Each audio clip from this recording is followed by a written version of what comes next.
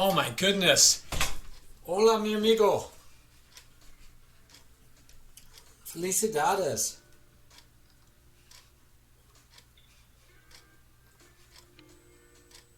I'm trying to remember the last time that you were number one.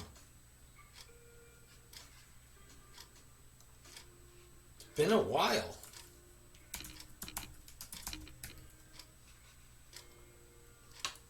Muchas gracias and bienvenidos. Hey, my brother! Oh my goodness, what are you doing on? I haven't seen you on my stream in like forever, mi hermano. Buenas tardes. Buenas tardes. All right, we can get started. It's time. I do like to start a little early because we have the under 1500 tournament. And I don't see anybody in it yet, but, you know, just in case, it's got 1 minute and 47 seconds left. And, bro, you're too good. Sudakus, you're too good. Oh, yes. Yeah, you got, well, it's the first chat, not the first arrive. Not the first viewer, it's the first chatter. I think it says our first chatter. You were what on Monday? You were on stream at the very end, yes. You didn't chat much. I mean, you were too busy playing, my brother. And you did well. You did well. So we've got a little special thing going on Sunday. Sudakus and I will be meeting with Busy, Bizabra, and Thinker Teacher. And I think it's going to be about 2 hours long, starting at 3 p.m. Eastern Standard Time. But unless my tennis match gets canceled, I'll only be there for the first hour and a half. But that should pop up in my Nightbots reminders coming up soon. Oh, again, if you don't chat, I don't even know you're there. There's no way for me to know if you're there if you don't chat it up. So I don't even see Lemurf. Is Lemurf online? Yes, Lemurf's online, but none of his normal opponents are. I mean, I don't see anybody. I don't see Love in here. I don't see Keith in here. I don't see, I don't remember who else is his normals. My daughter's online, but she's teaching a class, believe it or not. She's doing a one-on-one class with a young man. She's been doing that for a couple of weeks now. What's not this weekend? What's that? What's this weekend? Oh, it's October 3rd.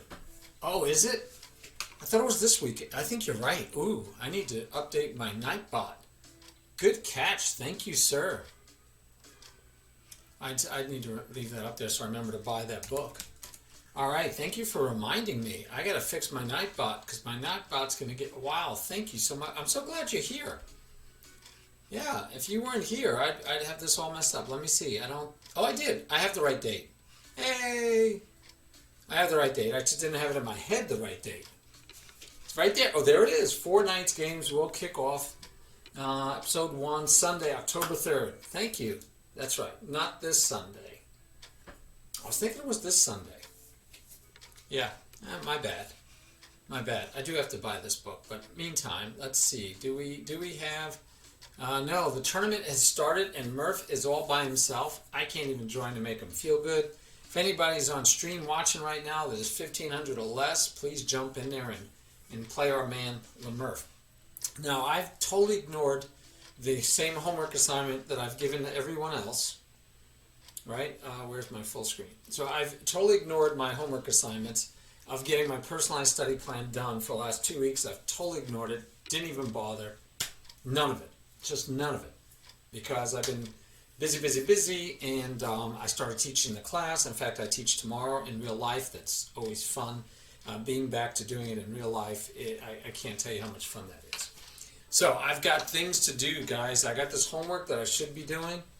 I do need to get all my students their accounts, but here you go. We have 13 endgame puzzles that we can maybe get those done real fast, and it'd be kind of cool if I can actually get my homework assignment done before I start assigning the homework to the students. That's going to come really soon. All right, he's got checks where he could chase us around. And anytime in a puzzle especially, but even in a real game, that your opponent has checks that can chase you around, you might want to make sure you're saying check, right? I can't take the time to, I don't know, to maneuver somewhere. I can't do this to threaten mate, because then he'll just chase me around, and who knows if I'll ever mate him, right? So the answer should be a lot easier to find. Don't know what it is yet, but it should be easier to find. So I see a check here, which this move is forced by my opponent. I can then go here, which he is forced to take. I don't get to take, but I get to come here with check, sorry. I get to come here with check then, and his king would be here, and his king can't go there, there, anywhere, so that should be mate. Gotta pull him, and boom. Now, you could have played the first move just figuring you'd find the next move, that you gotta find it eventually, but I like seeing it. So you could say the check here. Again, I don't see that right now. He doesn't have any mate threats, so I can do an in-between move. But why? I mean, we want to say check normally, right? All right, so we say check. He's got to find a home. Now let's see what's available to him. Unfortunately, he has this square, this square. All right, so both of those squares, we can throw in another check here, and seeing as this is here, that would be mate. I shouldn't say both of those squares. So this square, okay, this square stops. This is mate, right? This square is mate. All right, so there we know that square is mate. Can't go here, can't go here. But he could go here, or here, or here. So either one of these two squares, from us being here, we can't, I don't even see that we get an easy check in because he can block. Okay, so he can block. Not crazy about that. If we get the check in first, and then we come here, threatening the queen, does he have any good squares to go to with the queen? Can't go there, can't go there, can't go there, can't go there, can't go there, can't go there, can't go there. This looks like it traps the queen, right? If we go here with check, okay, he went to one of the ones that works for him. But if we go here, I don't see that he has any moves to save his queen. Yep, that just wins the queen. All right, moving along. Yes, the collab. The collab. All right, we're in check. And so in these situations, you got to get out of check first. And the question is, where do you go to get out of check? We could take the pawn, but then he gets to check again, and then he gets to trade off the rooks. That might be okay for us, but we can't. I would have liked to have gone here. He gets another check in, and then we're out in the open again. In fact, we can't even go there, and then we're out in the open again. Don't like being in the open. We could go here, threatening the rook. He can go here to bounce us, and then we could take this one, because then we're threatening the rook, and he can't go under and bother us. So I personally think this is correct. If he comes up, we get to take the pawn, and he's still stymied. And of course, this doesn't work, so we just take the rook.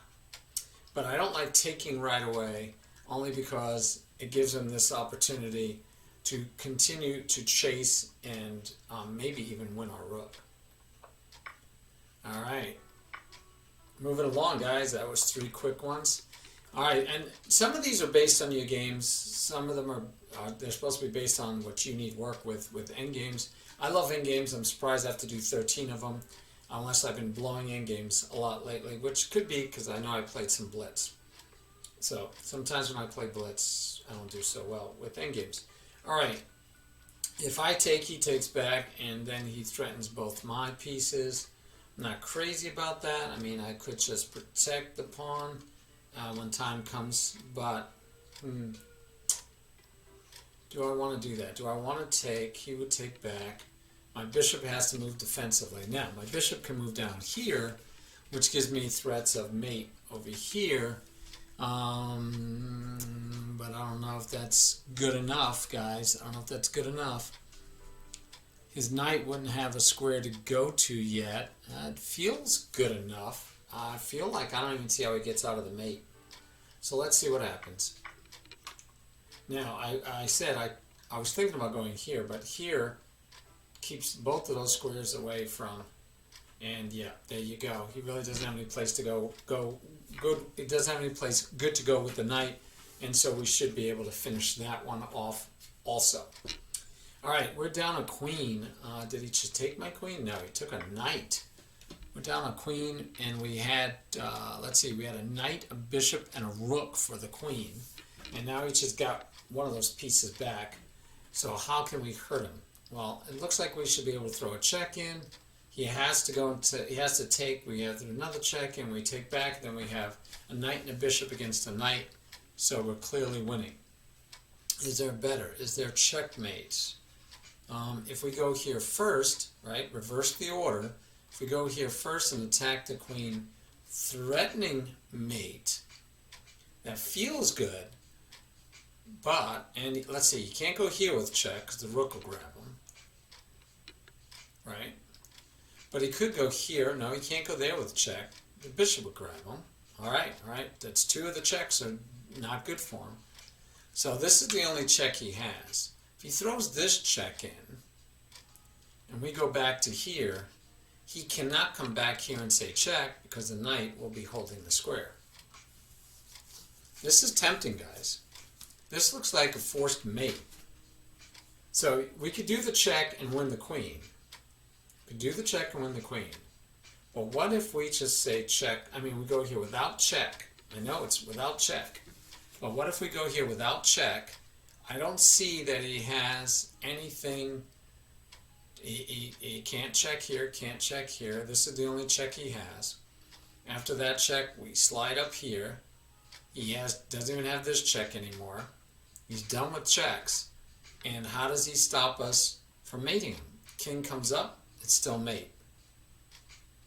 Right? Yep, let's go for it. Oh my gosh, it's wrong? Why is it wrong? I want to know why that's wrong. I mean, I know what it's going to say. It's going to say that's right. But I want to know why this doesn't work. This one I want to know why this doesn't work. What am I missing, guys? What am I missing? Maybe you guys see something I don't, because I don't see what I'm missing, or I'm going to get checkmate. I mean, how does he stop mate? If he moves the king up, we just take the queen. Right? Worst case, we just actually still mate. Yeah, I have to sacrifice the rook to get the queen. But does this not force mate? How does he get out of mate? I'm missing how he gets out of mate.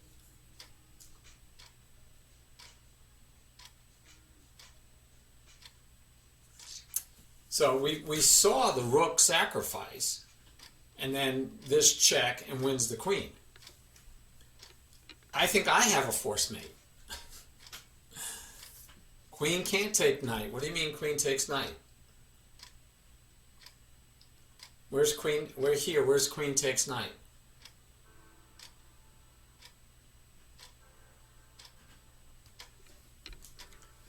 Queen takes pawn. There you go. All right. Irving found it. Irving found it. Queen takes pawn. Yeah, I just missed that. Then his king just takes. All right, guys. Good. See, now I feel better. All right. I don't feel better that I missed it to begin with. I saw this, but I was looking for more. But yeah, queen takes pawn, destroys the mate threat. Very good. Nice job, Irv. Irv, good job. You saw what I did not see. Very good. Very good. Okay. How can we hurt? Yes. Yes. Give it up. Give it up for Irv. Irv saw what I did not see at all. Boy, I missed that pretty badly. All right.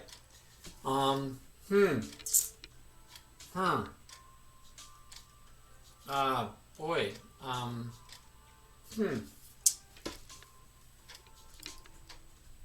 I can be taught. Yeah, thank you, because you got the answer. That was nice. All right. Okay. Okay. I like this. It's a double attack on the queen and the pawn, and I don't see how he stops that.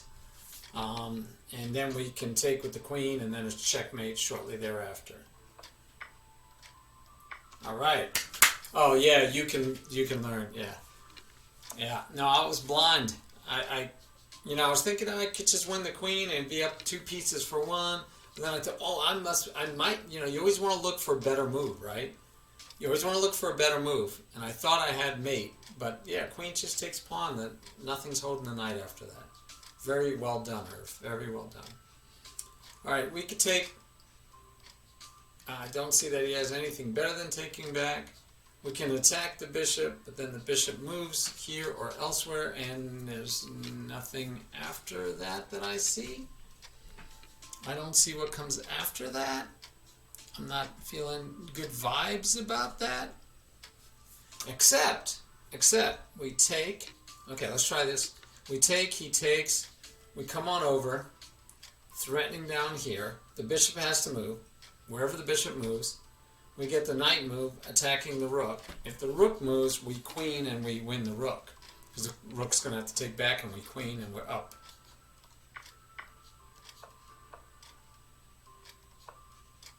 All right, moving along. Wow, we're back in rhythm here. We're back in rhythm here. Okay, he was here, decided not to trade.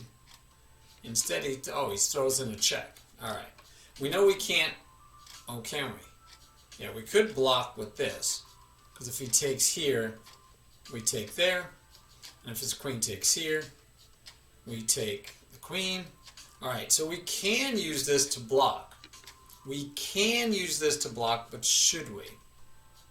Should we is the question. If we use that to block, our rook is pinned, but his queen can't take. That feels good. He can't put this in front, we'll just take. Or we'll just take the queen. But yeah, so boom, boom, boom. Now, I like this because it still keeps the king out of these squares. And we're still threatening mate. Right? That's the idea. We're threatening mate. Alright, let's go for that. Alright, motoring, guys. Motoring. Let's see, we want to queen the pawn, right? Pass pawns want to promote. We know we want to queen the pawn. It would be great if we could say check somewhere, but we can't say check anywhere and then push the pawn. We could chase the rook, but then the rook is going to have to move away. We could try to get our king up in here, but it's going to take a long time. I don't know if that feels right. But, I mean, oy vey. Chase the rook, we'd have another passed pawn that we could start pushing too.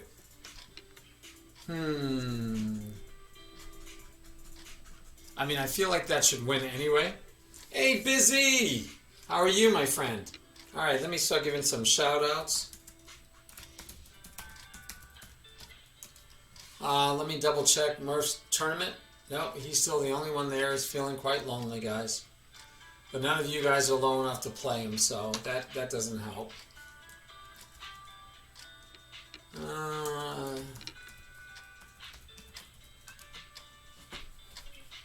Alright.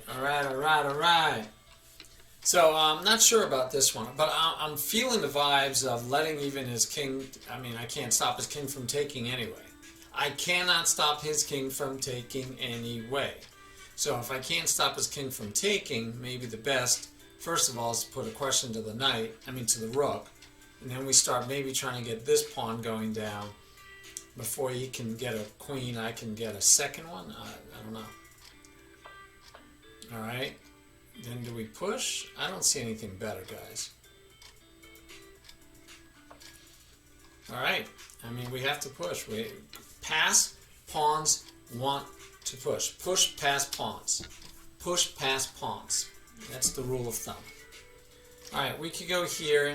He pretty much has to take. But if he takes, we don't take back. We come here with check and it's mate. Now it's not quite smothered mate. Not quite smothered mate that I see.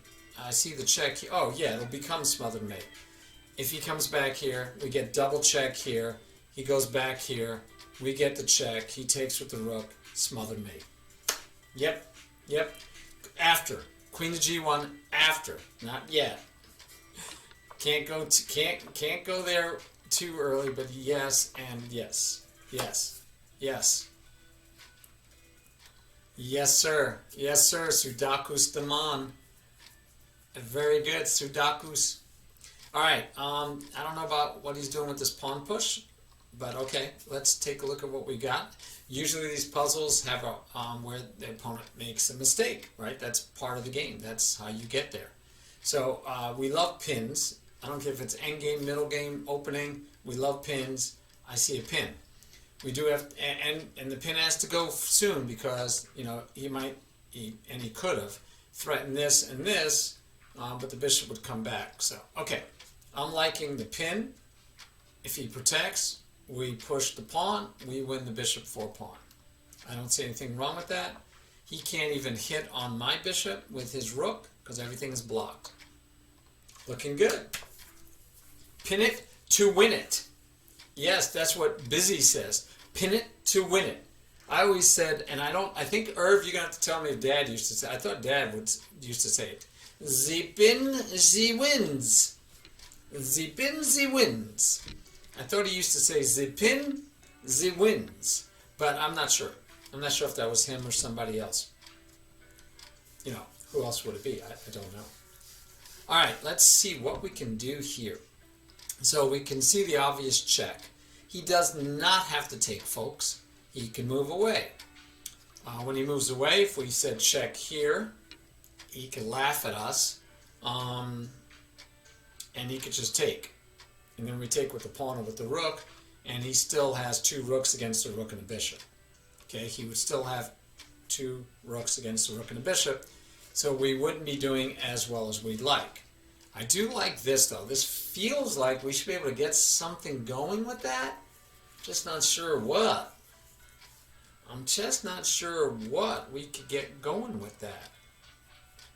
But I feel like we should be able to cause some... But right now our queen is under attack. First things first. So I'm thinking of things like this. He could try to trade off. And I'm thinking about it after I say check, by the way. Because if he takes and we take back with the queen, I think he's got to move away. And then we really don't have too much. I mean, we could take with the pawn. This one I'm going to mark down as already very interesting, guys. Already very interesting.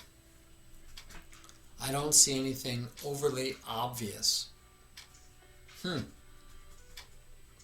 No, I don't see anything obvious. I'm going to see if it comes to me, but I don't see anything obvious.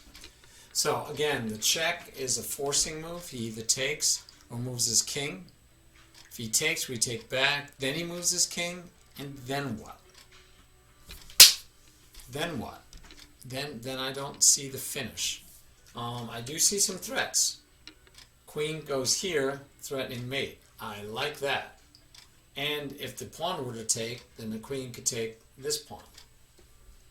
So I am liking that. But, again, I'm just curious. What happens if you go here, check, and he walks away? And he walks away. What do you do? I mean, he could walk away. There's nothing that says he has to take. And if he walks away, what's our next play? And our next play might be going here, hitting at that pawn, but you have to take that pawn first. And, by the way, he could take here and make you move again, and then he's got a free move. And you're still not even threatening mate because you're moved behind. You're moved behind. Taking the pawn doesn't do anything good. He just takes our queen. Not good. Game over. So I don't know what I'm missing, guys. Again, I might be missing something. Missed something the other time we were looking. All right, we're going to go with the check first. Oh, he took. See, I thought if he just moved away, it stops any chances I have. Okay, that's wrong. Let's see. So we got the first two right. Let's not take. Queen just takes back. We could take here first. I like that. But then the king, I think I went through this, but then the king takes. And what do we have left? I mean, taking doesn't work. The king takes. And I don't like it. I feel like the king is going to be able to get away if this bishop isn't on the board. So I don't like taking. I don't see take. Why would this not be right? I don't see him having any immediate threats, and we're threatening mate in two different ways, or at least one different way. Yeah, I'm curious why this wouldn't work. Why does this not work? And what do you like better? You're looking at rook to e1? What? Yeah. Okay, rook to e1, king to h2, rook takes d1, d takes e7, rook takes d4. That's true. But couldn't the queen just take back instead? Couldn't rook take d1, queen take d1? And then what do I have? Then is it okay still? D takes e7, rook takes d4, e8, queen, bishop takes e8, and rook takes e8. And I don't see any further. Okay. Yeah, I was looking that if we had done that and the queen was still sitting here, that the queen would take back this way. And then what? Oh, and then you have the check here, maybe. You get your queen out of danger, and this pawn is still here. So, okay. All right. All right. Yeah. Yeah. There's no queen takes f2 with check. Yeah, I guess there is, but how does your queen get there? Right? Rook takes, you take, you take. You have this check, but you don't have f2. Oh, f takes g2. Yes. Yes. Sorry. Yes. Yeah, we could do that later, but right now, I agree with you. I think the problem is that you pull the king away. So I agree. I mean, the queen away, so you get this check, and then you get liveliness here. That might be worth it by itself. I don't know. I don't know why if they had king h2. I'm thinking obviously king h2 didn't work either. But yeah, I'm still lost here though. How about right here? What? I thought I understood the move. I thought the move was queen to here. I don't like the one here because the king takes. If we take this way, I'm guessing he would take with his king. Then we could go things like this, but I'm thinking he gets to run away.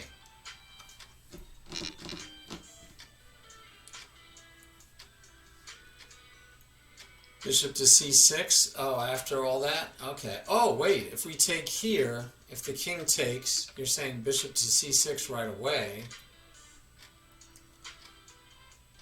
Okay. Pawn push doesn't seem to work, so we get the queen here.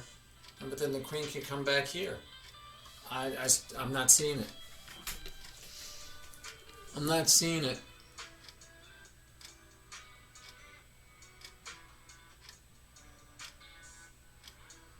I really liked queen to f1.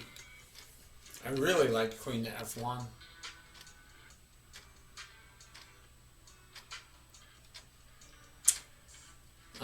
You like bishop to c6 now?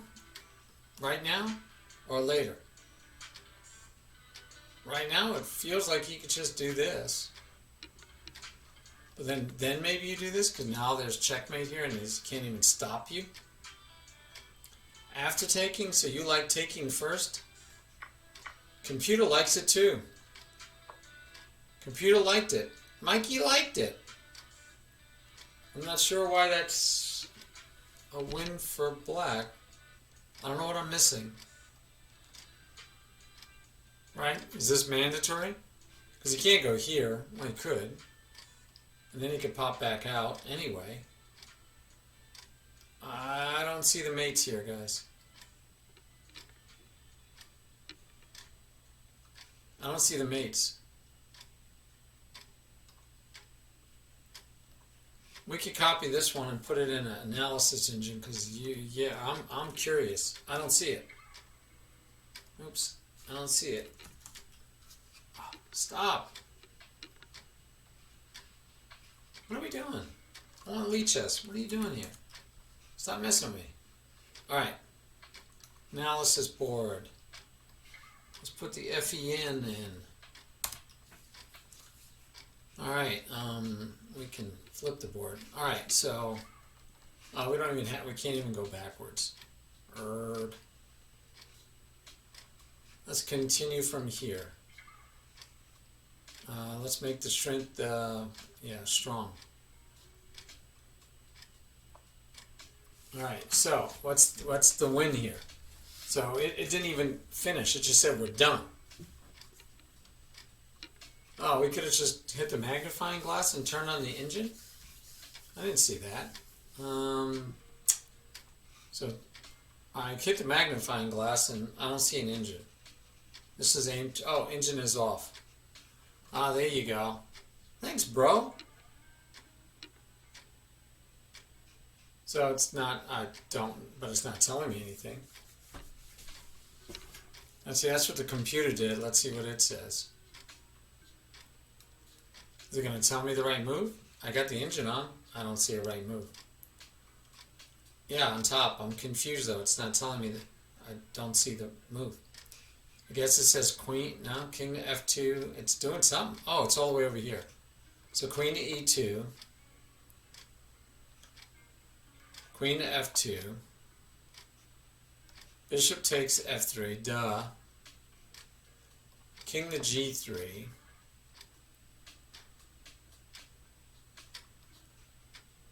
What? Queen to d3?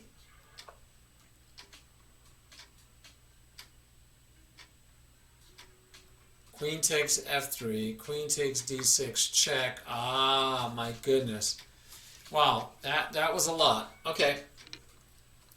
And let's see if we can get back to the beginning. Okay, so we said what happens if here and what happens here. We want to see what the genius was here. So we have f takes g2.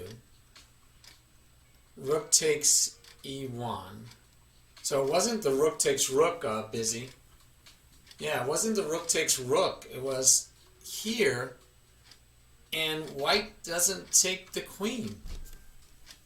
Oh, you can't take the queen because you queen it, right? Pass pawns want to promote. Wow, look at that. So we could get away with this move because that would queen. Beautiful. Beautiful. So either the king takes, which we saw probably a hint of all the trouble he might get into. Right?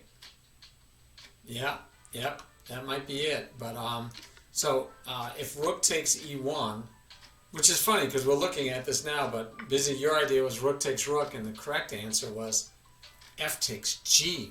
Wow. So the king now has to take, and guess what we're back into? We're back into basically the same line. We kind of know this now, right? We saw this. I'm scaring myself that I can remember this much, and we win the rook. Amazing. Seriously, that was really cool. That was really cool. That was educational. That was very educational. That was. I agree, Busy. That was amazing. I was amazed. That was really good. All right, we have two rooks against a queen. I tell you guys all the time, as beginners, we'd rather have the queen, and I guess in this game, we'd rather have the queen. And notice that the rooks are not coordinated. They're not aligned. They're not stacked. Right? They're not stacked. So they're both possibly could get into trouble. Right? Not that they will, but they could get into trouble. So, if there's a way to attack a rook and say check at the same time, and we could grab an extra rook, we should be able to figure the game is probably going to be over. But I can see that we'll have trouble doing that off the top of my head. The threats, let's see, we have it one check, and that's the only check, and we can chase, and then that's over. If we push here, the bishop can come here, threatening mate, which I like for him, not for us. We do get this check in, and then good news, good things might happen, because this pawn can fall and the bishop holds the other diagonal. We could just throw this check in right away. Bishop comes back and blocks, and then what? Oh, really? All right, so you're seeing it easier than I am. Hey, thanks for the raid, TK. Thinker Teacher was in with TK. What a good group. Oh, TK, let me give you a shout out, my friend. How are you? Thank you for the raid. Always love raids. We usually work on the 1500 tournament today, but no one showed up under 1500 except for the host. So because no one showed up, we said, let's go to Aim Chess and do my homework that I haven't done in 2 weeks. So, yeah, so we're here. We came here instead. So, yeah, if we do check any blocks, we can easily attack the bishop. He gets some checks, but nothing life-threatening, and that could be enough, right? That could be enough. Hey, thanks, TK. You gotta bounce. Understandable. Yes. Welcome all. Rook to d6. Rook to what? Rook to d6 and then mate. Yes. So if we say check first, bishop comes and protects, and then we win the bishop, he can come here, but we're going to take the bishop first, chase the king around, and we'll see if we can win the rook too, right? I mean, nothing says he's going to be able to get that mate in. I have a bishop that can probably go over there and cover that square. In fact, he definitely can go and cover that square. Yeah, I agree. I think we drew enough arrows on this baby. Okay, so he doesn't even allow that, but he goes with this. And I think we can't go check there because the rook takes. Okay. He says. I kind of like taking here and then going forward. I don't know. I like taking there. I do. I will admit. Also, I like taking here, threatening the bishop. That seems to be worthwhile too. Hey! Yes. Oh, I was Thinker Teacher hitting the hay. Hey, good night, Thinker Teacher. We'll see you on October 3rd. Yeah, we'll see you on October 3rd. Busy's master collab with you, me, Sudakus, and Busy. So hopefully we'll see you there. So you say bishop to e3 check. What? Where do you come? Oh, okay. Bishop to e3 check. I like it a lot, Irv. You are doing really good at finding moves today. We pushed the king to the side that way. We could get another check in, winning the pawn with check. And we're almost wherever he goes, we can get the bishop back to check again. Yeah, that's nice. Yeah, Thinker Teacher, I know you and I are supposed to be doing a collab someday, and hopefully we still will. But this one will probably come before you and I get ours together. Unfortunately, or fortunately, I don't know which way. So yeah, I like the check, Irv. I think that's solid, because we have him trapped on the back rank. He only has one legal move, and after that legal move we take. If we can do the same deal and take here at some point with check, we'll win that rook. So I say we try it. Yep, it liked it. Mikey liked it.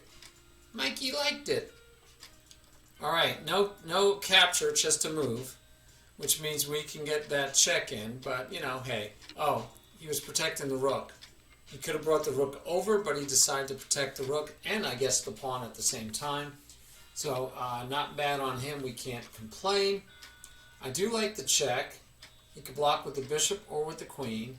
We have another check, which he could block with the queen only. Only the queen, especially if he's put the bishop there. And after this check, I'm not sure. Oh, we win the bishop. So he pretty much would have to go there. In fact, we could go here, check right now. We could just go here, check, and win the bishop.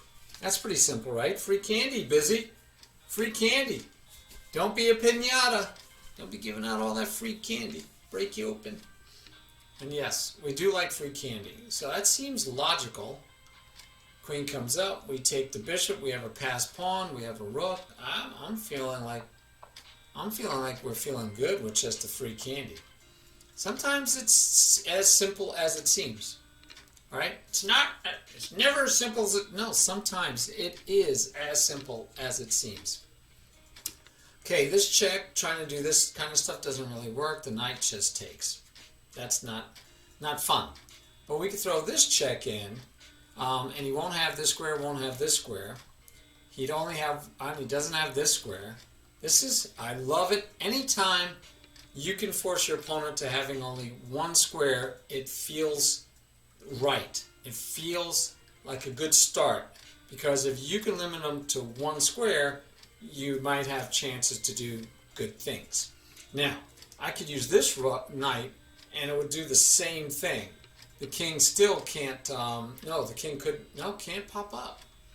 King can't pop up, and he still couldn't hit here, and he couldn't go there. So that diagonal's taken. That would be the only square. That would be the only square. And then too bad we don't have something to throw that other last check in on top of it. That would have been the best news. All right, so we can use either knight, but we can't get a check on that square after. So if we went here, there's no check next, right? And the knight is going to trade off anyway. Oh, there is a check right here. And that actually should win the game. There you go. What a beautiful open board mate. Look at that.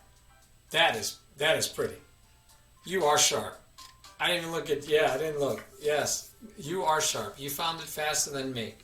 And by the way, one of the things I've talked about with my students, and I'll reiterate it and get your guys' opinion. The thing that really separates levels, right? So there's plateaus.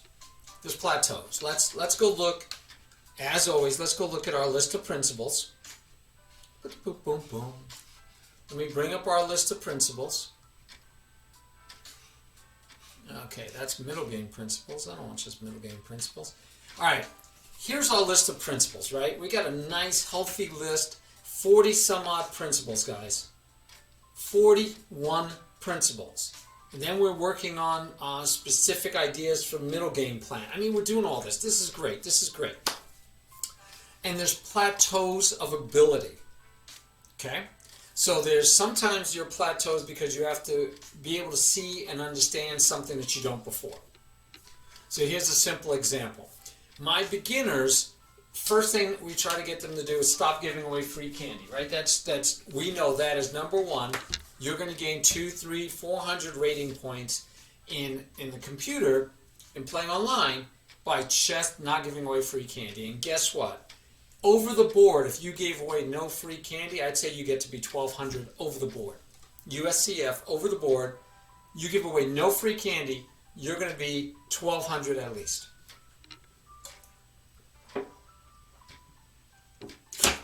And you might be saying, that's not very high. Oh, yeah, it is. That's pretty decent as a start. Without any other basic chess knowledge, just the fact that you don't give away any free candy and you take free candy when it's offered. You don't have to know openings, end games, middle games. You don't have to understand tactics. You don't have to understand strategy. If you just gave away 0 free candy and you took free candy when it was offered, I argue that you could get to 1,200 USCF. Sudoku backs me up. All right, Irv, you hear that? You hear that? Because I know you're not even 1,200 USCF yet, are you, my brother? But you will be. You will be. I expect you to be a lot higher. So that's a plateau. That's an understanding, right? Seeing the board, not missing attacks. That's basic. That's basic, but that gets you to that plateau. Next plateau, I believe it's understanding things like development, king safety, controlling the center. That will get you a plateau, maybe another 100 points. Maybe another 100 points. Please pay attention. Please pay attention. You're not going to hear me say memorize openings for a plateau. It ain't going to happen. Anyway, so free candy, opening principles, develop, king safety, control the center. The next plateau, I believe the next plateau is not what we see here, so I probably need to move it up, is that basic endgames, number 11. I actually think if you can do develop, understand king safety, understand controlling the center, don't give away any free candy. If you know basic endgames, you can that's a plateau. And I say that because I see 1,800 players on chess, lead chess, 1,800 lead chess that don't understand basic endgames. They do not understand basic endgames, and they lose games that they should not have lost. They are winning. Games they are winning, they lose because they don't understand basic endgames, and I think it'll get them there. So I think that's the next plateau. So I think this is like plateau number 1, and I need a way to mark this, really I do, because this to me is worth remembering. I know it's me saying it, but I'm not sounding humble at all, because I'm not trying to be humble. I'm trying to be honest. And humility is defined more by being totally honest than it is false humility, where you say, I don't know anything, I'm terrible, you're always better than me. And that's false humility. All right, so I think this is plateau number 1. I think plateau number 2 is right here. I think plateau number 3, I'm thinking it's basic endgames. After that, we get to how to respond to an attack, analyzing a position, those play. And we could put it in now if you like. I'm okay with both of those being plateau number 4. Basic tactics, definitely a player. That could be 5, it could be up there with 4, it could blend all together. Now some of these, you need. So alignment helps you with tactics. Stop helping opponents improve their position. Stop helping opponents improve is another important. These are all important. But there's one that's not really here. There's one that's not here. And it's because I don't think it's a principle. I think it's a skill that you can develop and you can practice and you can hone. But it's not a principle. It's not a principle that I can teach you and give you, as my friend Murph likes. Murph says, give me rules, give me steps, give me things to remember, give me mantras, or give me, what do you call them, these 5 words in a row type thing. Give me something so that I can find my way. All right, so actually I might make basic tactics even 4 for a plateau, but tactics can get you a long way. Tactics can get you, as I told you, all the way up to like 2,100, guys. Tactics, still not openings. Tactics. Now, within tactics, you're going to need alignment. You're going to need finding candidate moves to pick the right moves to find the tactics, analyzing a position, responding to attacks. That's all part of, that can all be squeezed together with tactics. But here's the plateau that I think might be my next plateau. How do I get from 1950 to 2100? That's my next plateau. Expert. I want to get to 2100. Solid 2100. Over the board. And then the next plateau would be National Master. So I need to figure out, right? That's what I would pay a coach for. Help me figure out what I need to do next to get to the next plateau. Yes, I think positional. I love positional play, and it's right here. I think it's a critical one. I agree with you. 100% busy. I agree with you. It is critical. But the question is, like, where is it? I think it's maybe a little later in the play. I don't know. But here's what I think I need to get to 2100. I think. I don't know. It might be other factors. I feel like confident with this. I can always do better. We can all do better with tactics, right? I mean, my time management is actually pretty decent. And I'm not talking about blitz. I'm talking about normal speed. I think my time management is pretty good. So, positional play, actually, I think I'm decent at positional play. I think I could definitely be better, guys. I could definitely be better. I don't know if that's the next plateau. But this is one that I have for you. It's seeing all these things, whatever you're doing. Seeing free candy. It's seeing development. It's seeing how to respond. It's seeing how to analyze. Looking for checks, captures, and attacks. It is seeing basic tactics. It's seeing the correct endgame moves. It's finding candidate moves. It's all of those. faster. Faster. Regardless, because I'm not playing Blitz. I don't play Bullet, but I do play some Blitz. And the idea is to see those things faster. Now, how do we get to there? Part of it is pattern recognition. I bought a book that said it was all about pattern recognition, and it had nothing to do with pattern recognition. I felt like it was false advertisement. I did not like the book. I did not recommend it. I would not recommend it. I'll try to remember the name later. But the point is, I was looking for something that would teach me about pattern recognition and teach me patterns. And you and I have talked about the benefit of knowing an opening is that you can play faster than your opponent because you know what's good and bad in that opening. Sudakus and I were talking about that just earlier today. But besides knowing what's good and bad in an opening faster, the other factor is that because you know the opening, you don't waste time in the first moves. I showed you the last game I played in my Lone Wolf. And I still played, I was able to play fast and then take my time when I needed to calculate. That's time management. But I think a big difference between me and my next plateau is those people see the same things I do, but they see them faster. They see them faster. Now, they might see some other things that I don't know. They may know some other things that I don't know, but I don't know what those are. And I have a hard time figuring out what that next plateau is. So I can help a beginner. I know the beginner's getting right free candy. I know free candy is the next step, but what's my next step? What is my next step for 2100 over the board? Part of it's got to be being able to relax and be calm, right? But I think part of that is speed again. Because if I can see the game faster, you know, we were doing an analogy. Irving and I do it every once in a while, and I know Murph and Irv do it. The analogy of a football player, and let's take the quarterback because he's the one who's the master. He's the one in charge. So the quarterback on the offense has to make all the plays, make adjustments to what the defense is doing to him, right, and all this. But you talk about a quarterback and at the high school level versus college. And if they go from a high school, like the best high school, to a really good college, everything is faster.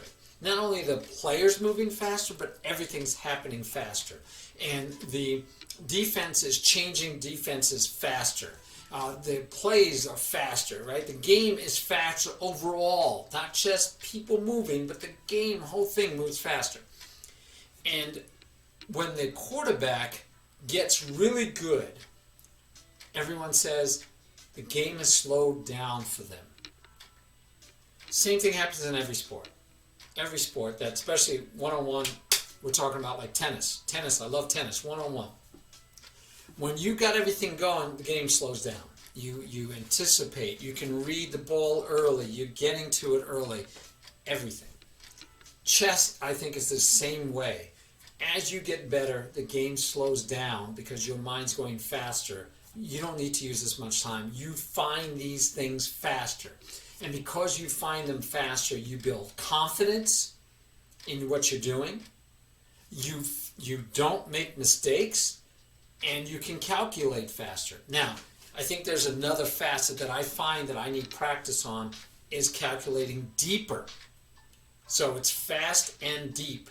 Because I'll look and say, okay, I got the first three moves. I can't keep the fourth move. I got the fourth. I can't keep the fifth move in my head.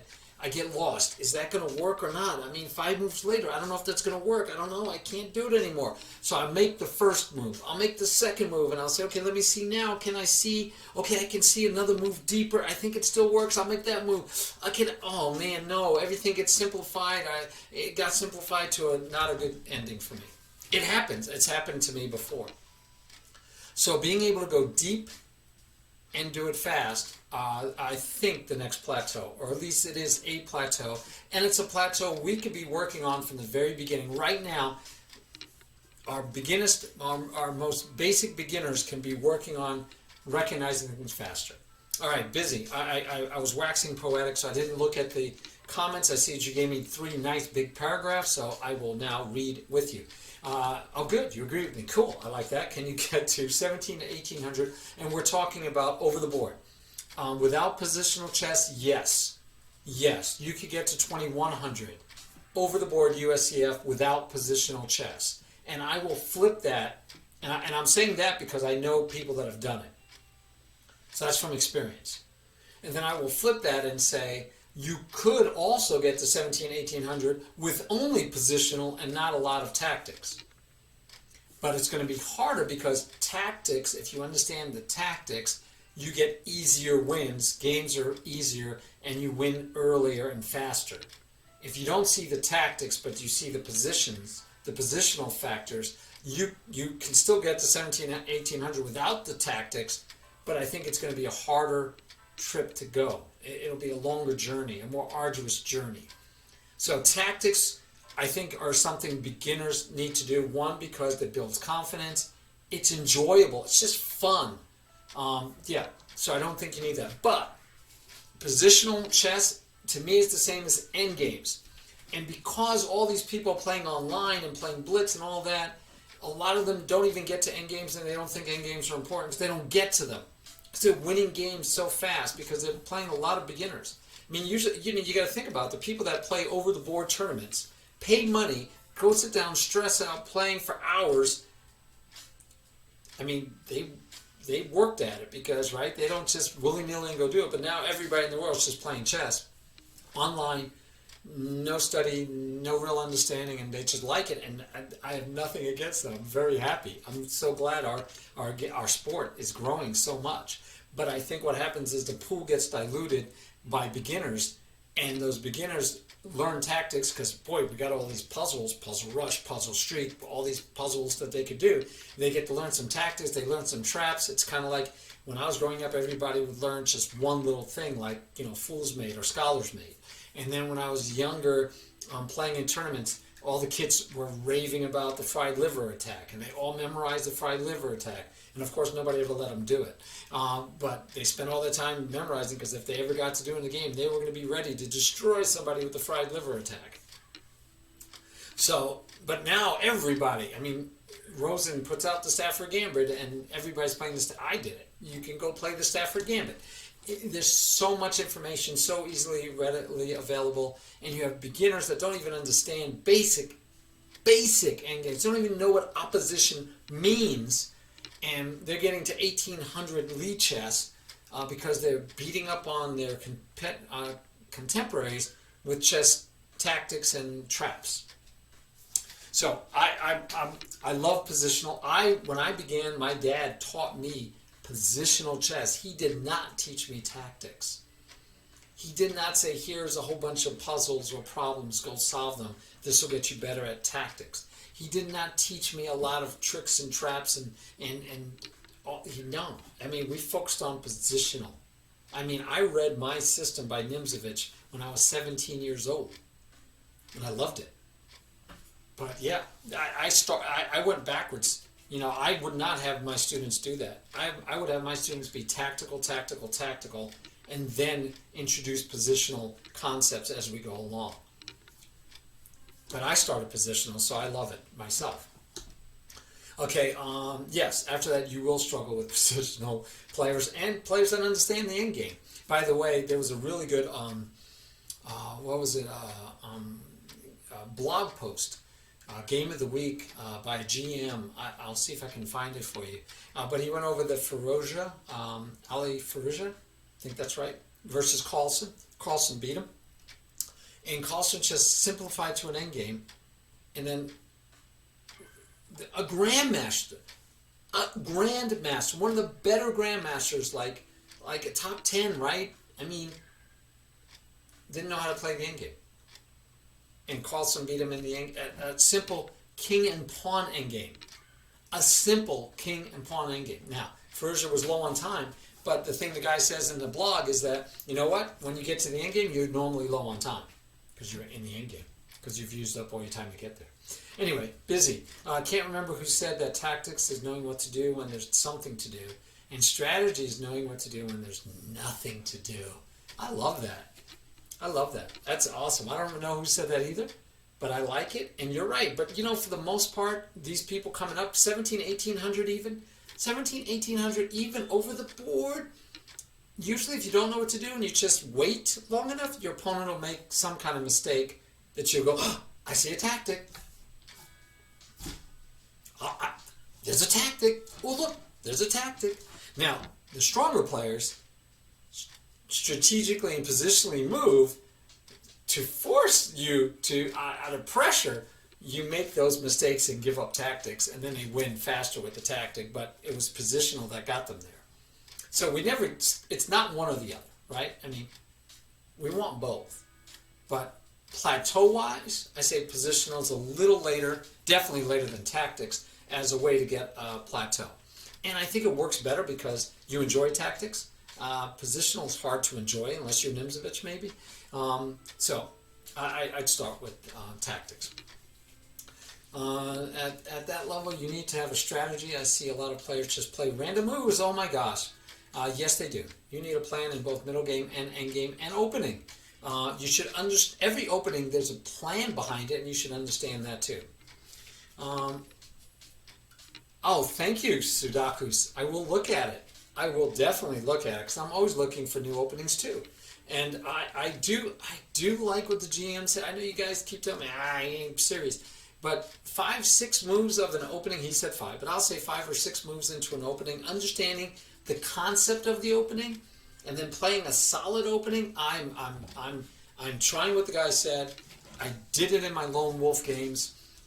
I don't know if I'm even going to play another birds and a lone wolf because I need to play solid and see if I can outplay my opponents.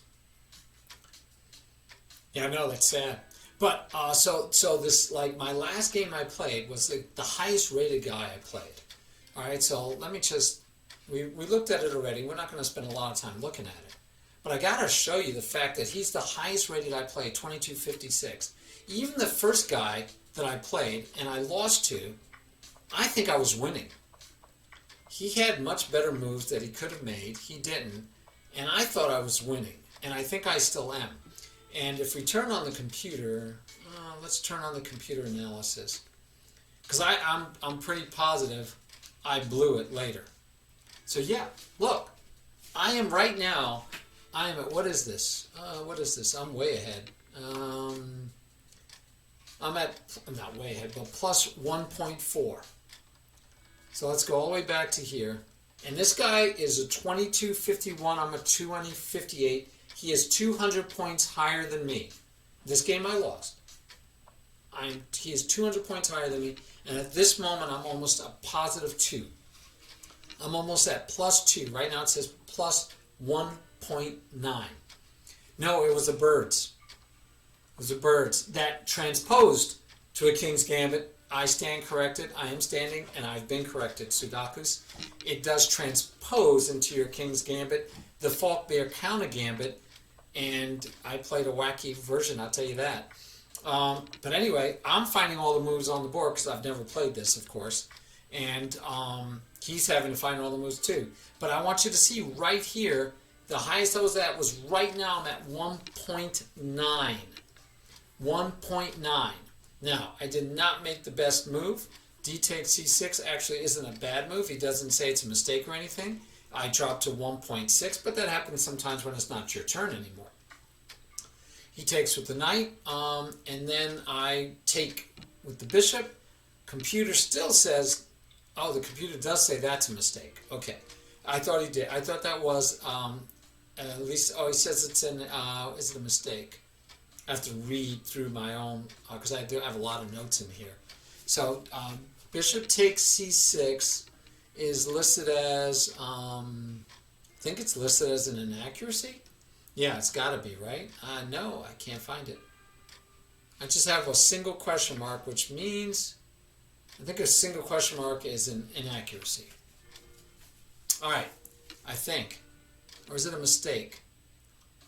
It's a mistake. Okay, it's a flat-out mistake. So I'm curious what the computer says I should have done. And I'm not seeing the best arrow on here. So where's my best arrow? Come on. Show me the best arrow move. I don't know why it's not showing the best arrows. One of you guys are smarter than me. You could probably tell me how to get it to show the best arrow. I have it turned on as far as I can tell, but it's not showing me the best arrow. But yeah, so it says that my yeah, I agree. Developing my I have a note. If you saw my notes here, I'll show you my notes. My notes on myself was develop, develop, develop. Right here, big capital letters. I did not develop. I should have developed, developed, developed. All right, so I didn't, and I said I took knight takes c6. It said, I mean, it gave me. I don't know if it gave me this here. These are just other things I was looking at. I could have done, and I should have done. So my point, though, simple point is, I'm playing a guy that's 200 rated points higher than me. I'm up 1.7. I lose the game later on a tactic that I missed. But I feel like I was winning for most of this game. I'm still winning this game right now. I'm still winning the game. I'm still winning the game. That's when and this is the first time we went to equal. That mistake went to equal. The correct move was rook to c1. And after rook to c1, I'm still winning. After rook to c1, I'd still be winning. But I didn't see it. I played queen to f2, and I also thought I should have played queen to here. So I don't know how bad that one would have been. That would have still had me winning. So this move I made got me to equal. One move got me to equal. My point is, this situation is complex. I should have spent more time on this move. As it turns out, I spent a minute and a half. Spent a minute and a half on that move. A minute and a half. I should have spent probably 5 minutes. So if you guys remember, I told you that my very first game, hey P-Flight, I told you my very first game in the Lone Wolf, remember what I told you? I did nothing right. You remember I told you guys that? I did not take my time. I played like I was playing online rapid. I did not look for candidate moves. I didn't even develop my pieces, which I preach at my students nonstop. So I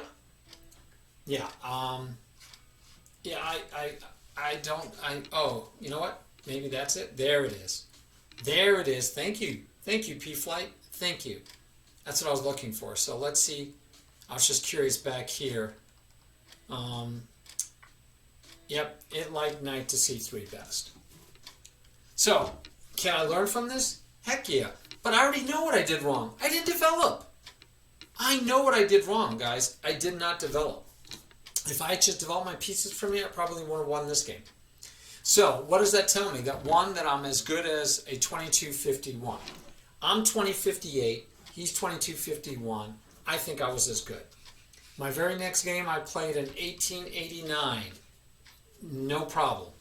And in fact, when I sit down and I play an 1900 player now, I relax. I doesn't mean I'm going to win, but I relax. I don't stress like, oh, I'm going to lose this game.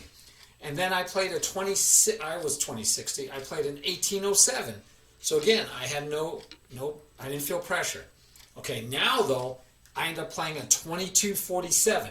Another 2200 rated player, another 200 points above me, roughly. And it was, I think I was winning that game most of the way. So here, believe it or not, we're equal, of course. Believe it, of course. Why wouldn't you believe it? We're equal. By the way, I have black in this game. Not that you have to see from my point of view, but I have black in this game. And if you watch the bar, white's winning, right? White's winning. White's dominating. Right now, white's up 1.7. And I did make some weird moves. White's up 1.7, but I was trying different things. You know, I was doing busy and trying to push side pawns here. I'm still losing. And then he makes a mistake coming up. And it's I don't think it was an obvious mistake. I thought it was a subtle mistake, if I remember correctly. Okay, I start inching in right now with that move. And now I'm winning by 5.9.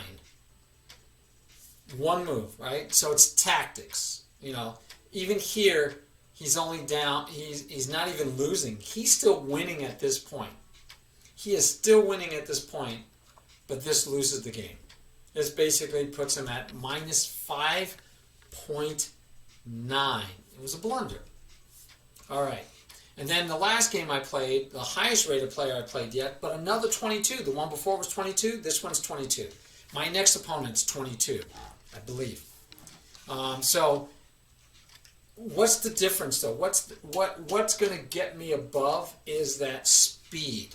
I think it's seeing things faster. And this one was a blunder right coming up. All right, so now it's white's move. Computer says that's the best move. It's the move I found. I found the right move. And the idea behind that was that after all of this, there's this nice diagonal for my bishop. And so I'm going to win a piece. So right now I'm up 5.2. And I stay up. I'm at 6, 5.9. Now I'm up 8.3, 8.4, and he resigns.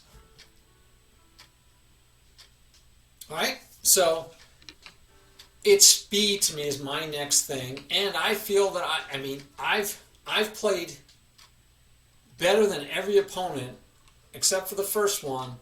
I played better until about move 15 or 16, and I made some inaccuracies, and then I made a blunder later. But I was ahead until late into that game. So I feel confident that I should be up at the 2200 level, but we know 2200 in this is not 2200 over the board. Because I tell you, over the board, the mistakes these guys made that I beat them on should not have happened. This one didn't get to an end game. I don't believe this one got to an end game. No, this one didn't get to an end game either. Well, not really. He resigned here. Tactics again, right? He missed the fact that this take is going to lose the bishop to this tactic. He's just going to lose it. Another free piece. That was a 2247. We don't even look at the 1800s. The 2200, right? We got to an endgame because I refused to resign.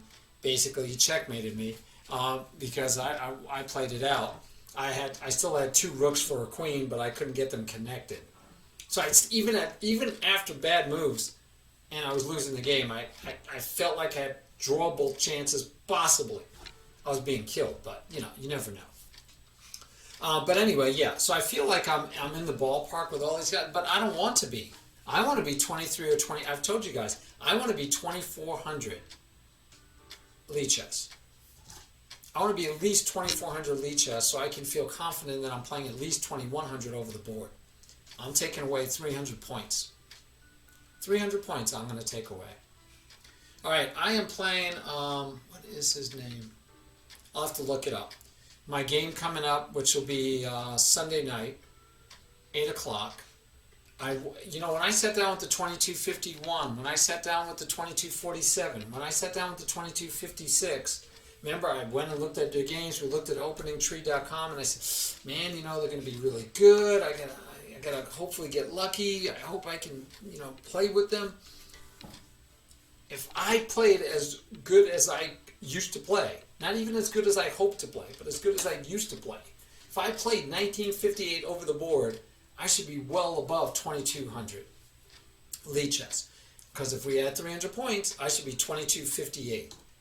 I should be 2258. And the guy I just played was 2256. The guy I just played was 2256. And as Ratchet said, wait, you're telling me this guy he blundered a pawn fork in the opening? He made me feel so good about my brilliance. Because he says, the guy blundered a pawn fork in the opening? Yes, he did. Yes, he did. He did not look deep enough.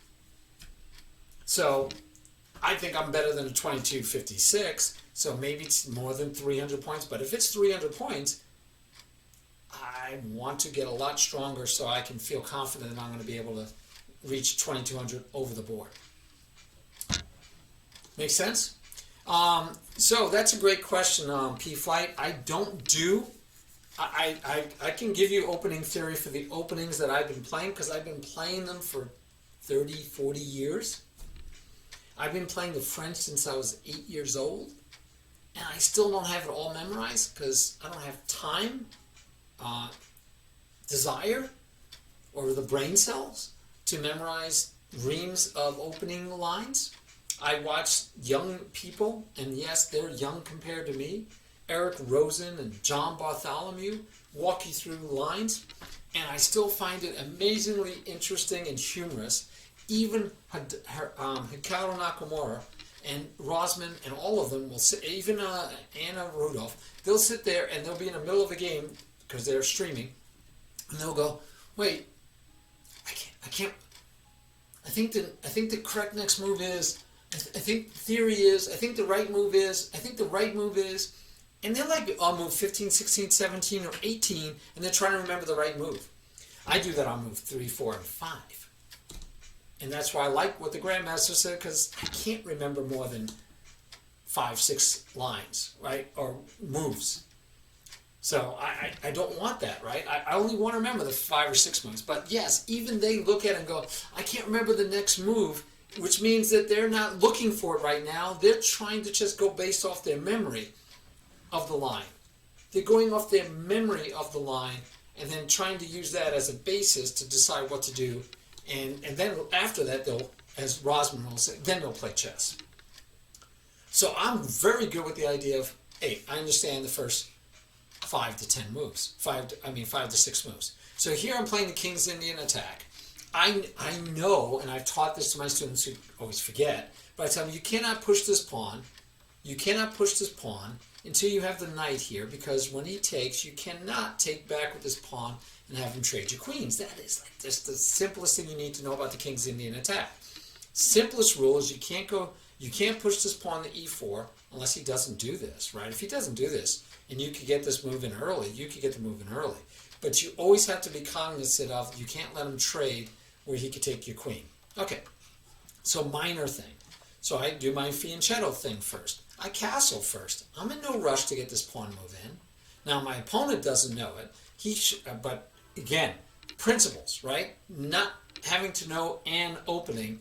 He could have just played by principles and said, I'm going to take over the center because he can. Because he can. He should have just taken over the center. But instead he blocks his bishop. Fine by me. Bishop should have come out first if you're going to do this, but fine by me. But it's a mistake, right? It's not the way you play this opening. But as far as I'm concerned, I'm playing the opening, guys. I get my move in because if he takes, I take. If he takes, I get to take back. I have no fears of this because the bishop's now blocking the queen. So now I can get my e4 in. I'll get it in as early as I can. As early as I can. And then I'm just, everything I'm doing is still in keeping with the way I've studied this opening a long time ago. I'm not doing the moves by rote, meaning that I'm not doing it blindly no matter what my opponent does. I am picking between, did I castle? When I castle, do I do this? Do I push this pawn to keep the bishop out? When do I push this pawn to keep the knight out? Where do I go with my queen? When do I go with my queen? When do I move the knight? Does the knight come here, then here? Or does the knight go from here to here? Or does the knight come here? Or does the knight pop here? All of these are choices I have that I understand, and I use them when I need to. Start strong and keep going strong. I like that. That's true too if they know what the inaccurate moves are. But I kind of, I didn't like this move. The computer didn't say it was an inaccuracy. I definitely didn't like this move. I didn't know what it was even for. If you want to push this pawn, I have nothing attacking that square. He could have pushed that pawn anytime he wanted to. So I didn't get this move. Now I can understand that he wants to get the bishop here, but again, look at all the traffic in the way. So again, you don't need the rook there, and the queen is there. So this, by the way, I've said it more than once. It's our biggest tactical tool, right? When seeking enlightenment in chess, seek alignment. When seeking enlightenment, seek alignment.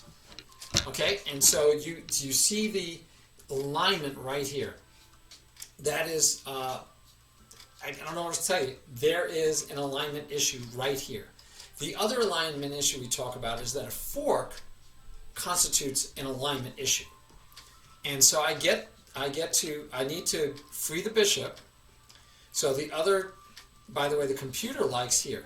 This is funny to me because the computer likes this making an obvious threat. So this is, okay, let's think about that. I thought about this move. I also thought about this move, which is more normal for me in this opening. Normally I go here, these get opened up, my queen gets a nice long dagger. But here I did contemplate, and the computer likes this best. Why? Because it's a straight up best move. And why? The computer's threatening, telling me to threaten this fork. Because now I have 1, 2, 3 pieces on that square. And he has 1, 2, 3 pieces on that square. So if I put it there, if he takes, I take, he takes, I get to take, he takes, I get to take last, 3 versus 3. And so I will win a piece. Which means what? That black has to do something about it. And so what black should do is take the pawn, and then we take back. So that's one way to do it. The other way to do it is, boy, I want to push that pawn right now, but I only have 2. But you know what? If this bishop were free, and this is a pattern I'm used to, that if you can get him to take back with a piece and then pin the piece to the queen, then you could push a pawn on him.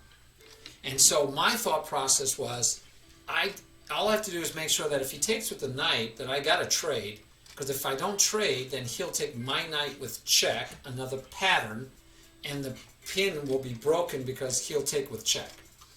So understanding that he could take with check, I had to think, okay, now what can I do about that? If I were to go and he takes with the knight, so I have to take, and then he takes with the bishop, what do I do?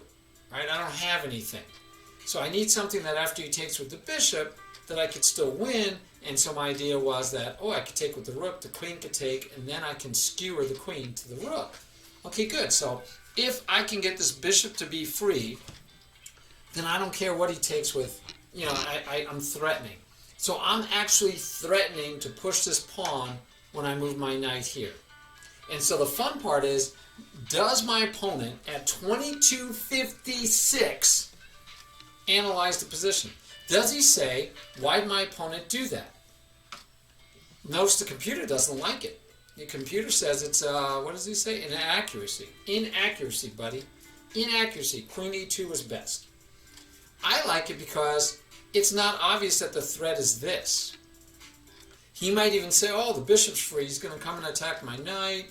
The bishop's free. The bishop's free. Yeah, it's free, but so what? But he has to realize the threat is now this. This is now the threat. While if I did this move, I think 2256 is going to realize, that's the threat. The threat is this. He's threatening to fork my pieces. I got to do something about it. But this one kind of hides the intent. And it's still a good move. Right? So we don't play traps that fail if you make the move. But it might be an inaccuracy, but I think it's still a solid move. Now, the computer dropped me from winning by 0.3 to losing by 0.2. Okay, I'll live with it. Now, I'll live with it. All right, so anyway, that allows this so that next move, and he doesn't even blink at it, I get this move in. And so after we do the trades, we take with the rook. And then we get to skewer the bishop. And so it works really nice, right? But that's tactics. That was all tactics. And it was a gift from my opponent. I mean, he made this alignment. This beautiful alignment of all of that lined up. All of that alignment tells you, what do I need? I need a piece that can do something about that alignment. And boy, oh boy, I have one. If I move the knight out of the way, I now have that piece that can use that alignment to the better.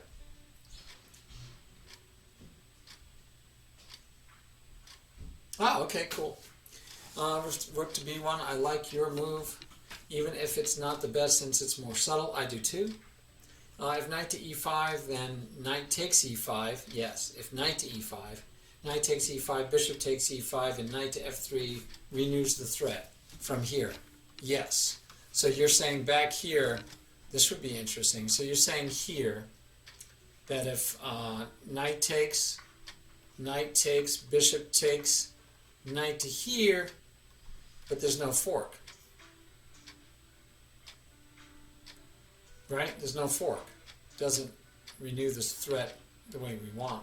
There's no fork. And if you take here first, the queen could back up because you could push the pawn, but the queen can also slide away, which is what he's probably going to do, one of these two. And then this move, the rook just has to get out of the way. Oh, if queen e, okay.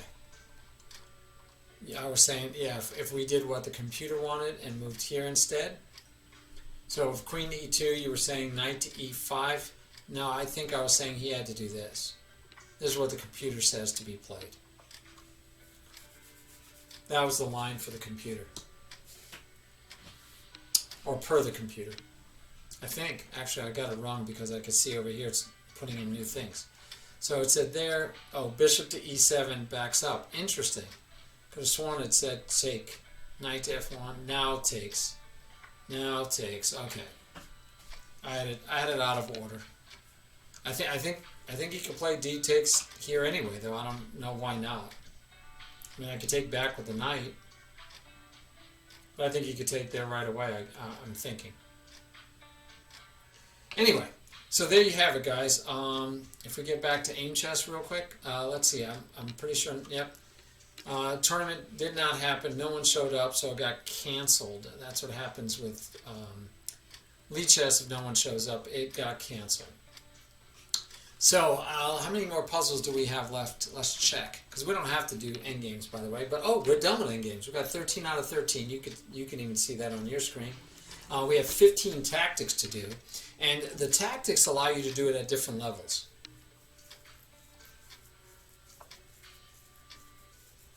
Some analysis? What do you mean? Oh, you want to do some analysis of some games? We definitely can. This is just tactics now. I have to practice tactics. But yeah, we could do analysis. Did you want to look at some games? I did have that blog post. Let's go look at the blog post real quick, because I'm very happy with the blog posts. I wish I knew how I was playing in my next Lone Wolf. Forget his name. I have it on an email. Anyway, if you go to the blogs, which, by the way, announcement, and if I announce it to you, maybe it'll force me to do it, is I want to start doing a blog post, maybe one a week. At least one a month for sure, but I want to do a blog post. And basically I like writing. I've written books. As you guys have seen, I've written books. I've written business books. Now I have my fiction. If you guys know any young people or ratchet, people that play D&D, people that like Sherlock Holmes, if you know any of those people, I have books that I've written that are free on Kindle. If you have Kindle Unlimited, they are free. They are free. You can go read them. If you don't have Kindle Unlimited, they're like 99 cents. 99 cents. So I'd love it if you guys would, one, check them out. Two, I'm even happy you get them for free. Leave a review.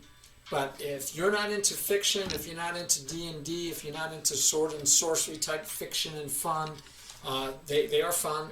You don't have to be into any of those things to like these books. But if you are, better for it. If you know anyone young, please let them know about my books. And I need some feedback. I need people leaving feedback. That's what happens when you self-publish. And they're short. That's why they're 99 cents. And I don't have them in paper yet. I'm going to roll 5 of them together. The first 5 are done. So I'm going to roll those first 5 together and make a book out of it. It'll be 5 stories.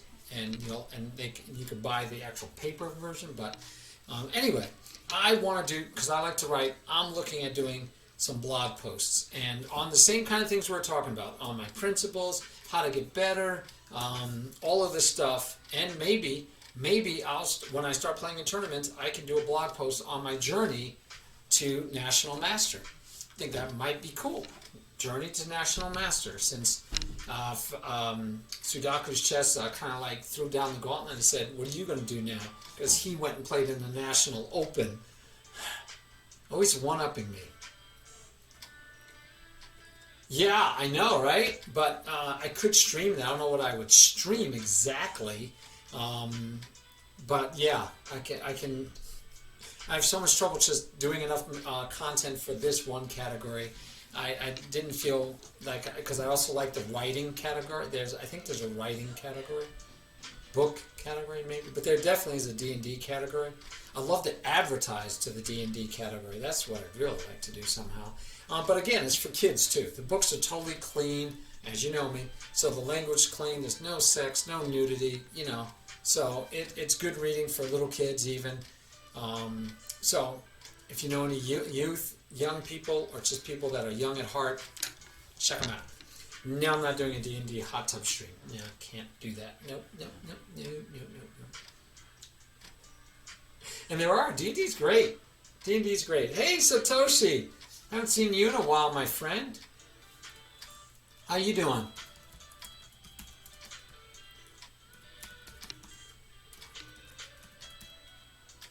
Did I get that right? I can't tell that last letter. Is that an L or an... Sorry.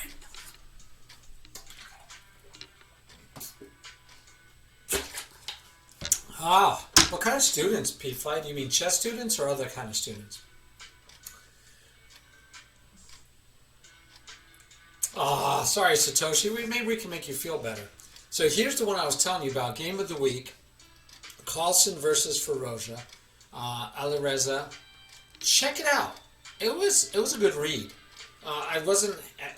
This position here, I think this is the one that, I think this is the position where Black resigns that I was like, no, I think this one I did understand. There was another one where Black resigned and I was like, he really should show the end of it. So this concept right here is the one where they were saying that Ferocia doesn't understand the end games. And these are the positions that you want to get to for opposition where you can win the game if you can grab one of those squares. And so it's a whole thing.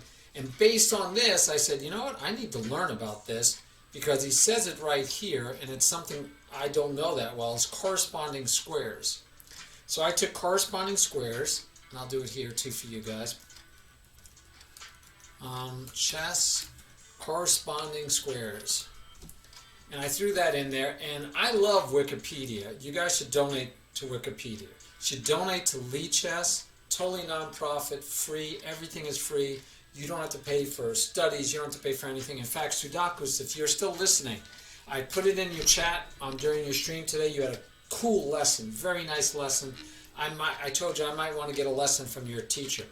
But one thing that you should have done was after you played the game, and you went over it with him, and you put it into an analysis board. And the analysis board, he had to tell you what to do and try and see different moves. Just throw it into a study, my man. Create a study. You could do it like that. As fast as you took it into analysis, as soon as you get into analysis, hit that button at the bottom and say study, new study, lesson 1, call it anything you want, throw it into the study, invite him to the study. You could take the link for the study, invite him to the study. He could be a contributor to the study, and every lesson he gives you, 1, you could save every game you do with notes from what he's teaching you. 2, when you're in the study together on stream, he can move the pieces, he could draw arrows, he could do circles. He doesn't have to say, hey, move this piece here, move that. He could do it himself, and you both get to see it. Studies, it's so powerful. It's such a great gift that they gave us with Lee Chess. I'm trying to get your attention. Put it in a study. It would have made life, your lesson would have been more productive, effective. I think you would have liked it. Stop throwing away a tremendous advantage in one move and then proceed to lose. Satoshi, slow down. Take your time. Analyze every position. Are you looking at the position? Are you seeing how the position changed? So we got to look at why you're making that one move, right? How you get into such a good point and then lose that position. Sudakus, I love you, man. I'll happily help you do that anytime. I'll show you how to do it. It's so fast, so easy. All right. What's that for, Busy? What is that for, Busy? All right. So here's Wikipedia. And Wikipedia, like you and I, we could put something out there. We can build whatever we want. So here it is on corresponding squares. And then after corresponding squares, it also talks about 3 other things, and I'm looking for them because I thought they were here. There was something else I noticed with corresponding squares, but yeah, I mean, this is awesome. This is seriously awesome, and so I need to study this. This is one of those things I want to study, is this. And if you look down here at the bottom, they have chess endgame topic in Wikipedia. King and pawn versus king endgame, right? I teach that. Key square, not sure what that is. A key square is a square such that if the player's king can occupy it, he can force some gain. Okay. Opposition, I definitely teach. Triangulation, I haven't taught yet. I need to. And then zugzwang is just life, right? I mean, that's where you get compelled to move and you can't. And I love it. So it's right here in Wikipedia for free. Go out and look at that information also. And then we have, so one thing is I do want to do this, guys. I want to do this. I so want to start writing a blog. But I got to do it right. So I'm going to write it, rewrite it, edit it, and then post it when I'm ready. And you know, they suggest you have pictures, because pictures, look, people like pictures. You gotta have pictures, guys. But obviously you can link to YouTube videos. You can have whole games in here where they can actually play the games, move the pieces. And did you guys know that chess games, yours and the games of the world champion, Magnus Carlsen, all chess games are public property? They're not copyrighted, of course, at all. They're games that are played in the public arena. So you could take any game, you can make a book of games today. You could make a book of games of Thinker Teacher's games and sell it. And he couldn't say a word about it. Now, if he or anyone else does an analysis and gives thoughts and annotations and you copy those are copyright. Those you can't do. That would be plagiarism. So you can't take people's analysis, but the moves, freebies. Yep. Yeah, his name on it, who played it, all free. You can publish it. That's why you can get books of games, any one of us can say, here's the books of Magnus's top 20 games. And if I do all the analysis myself, I can use a computer to help me. But if I do all the analysis and I'm not copying somebody else's analysis, that's free material. You could do that. Gonna need a bigger boat. Yeah, tunnel vision happens, especially if you stop finding 3 candidate moves. No, I know it did look a little bit like Sudoku, didn't it? Yes, Minesweeper. Great game. Great game for maybe that kind of thinking even. That would be a cool way to teach that kind of thinking using Minesweeper. Because Minesweeper kind of works that way, right? You go, well, if this is here, and this is this, and this, and this, and this one can't be a bomb. So it's the same kind of idea. If this, and this, and this, and this square, I have to, if I can get my king here, I win. They are. And they are. Yes.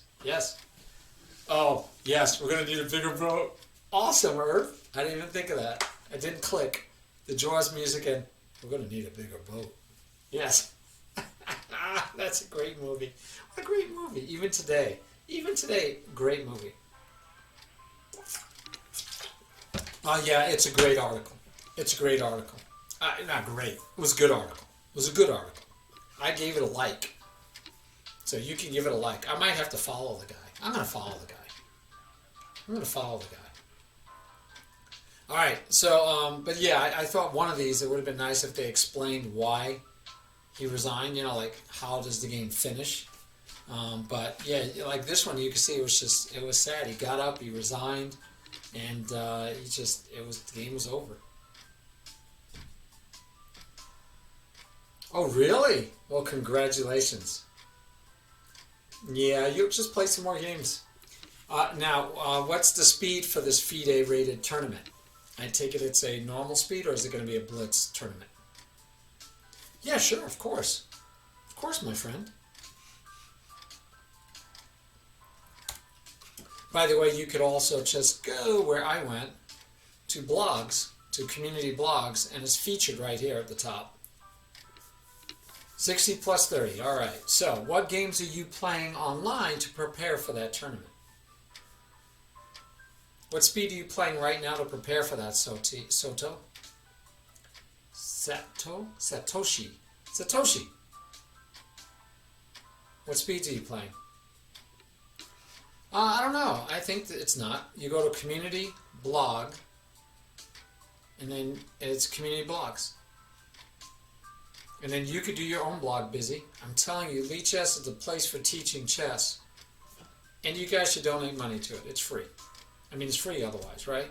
It's totally a free thing because they made it free. Okay, good. 45 plus 45 and 90 plus 30? Good. So how much time are you taking per move? Let's go look at a Satoshi game. What's your name on first of all, was it on chess.com or Lee Chess?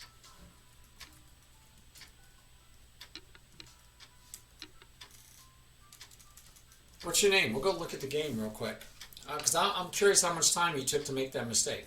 So you're playing on chess.com? I can't tell. Because just say chess or Lee Chess.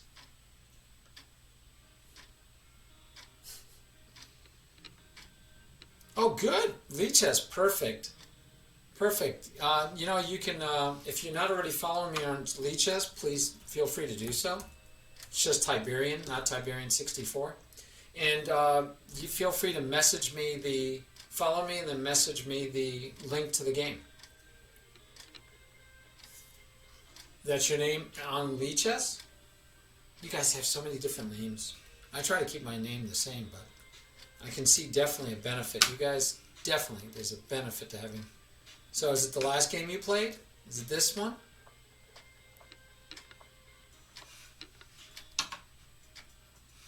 So I'm always curious about how much time. Is it the last one? That's interesting.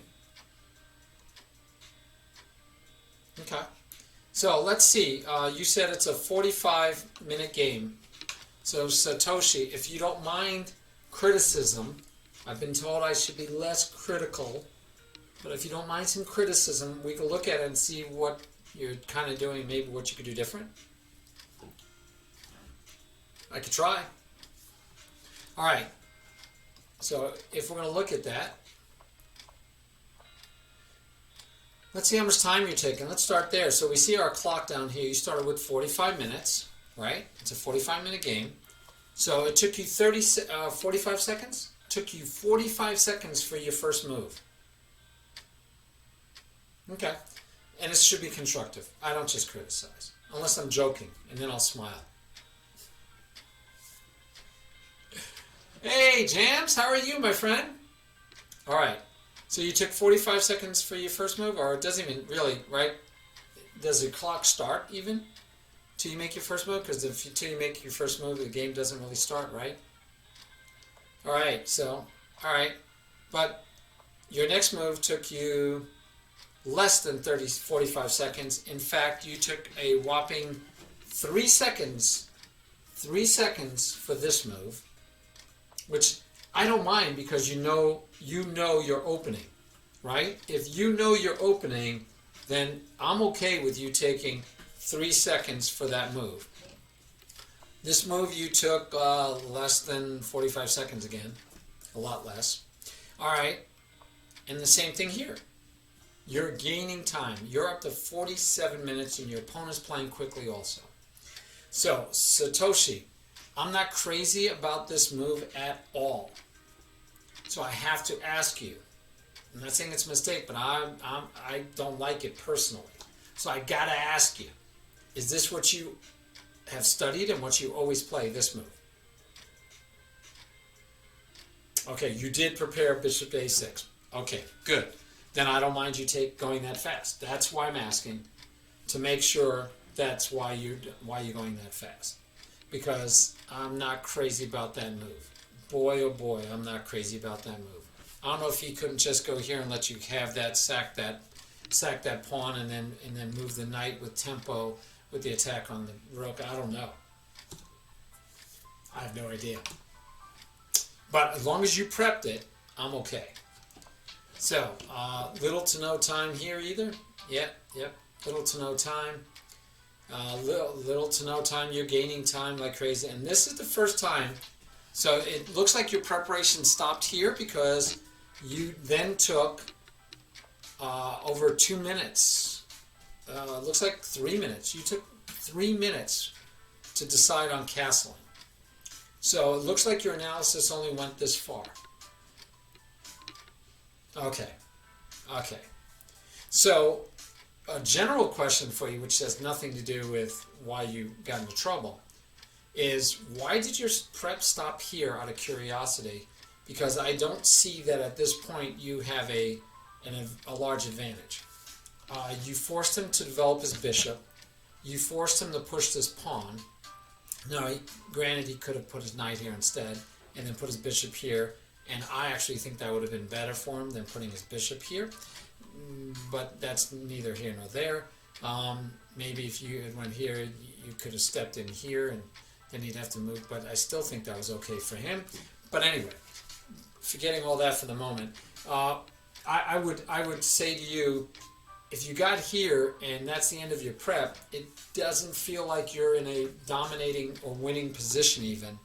You both had 3 pieces developed. He's about to castle, you're about to castle, you're about to castle before him. He's definitely controlling the center more than you are, right? So I don't know that you, if this is your prep, and this is the problem, guys, if you're going to memorize moves for the opening, you need to know that where your prep stops should leave you in a position that you feel like you're winning, or at least feeling extremely comfortable. Winning or comfortable. So if you're comfortable, I'm okay, Satoshi. If you feel like you're winning, I'm okay too. But if neither one of those are true, then I think we stopped our prep at the wrong time, or we went the wrong direction. Okay.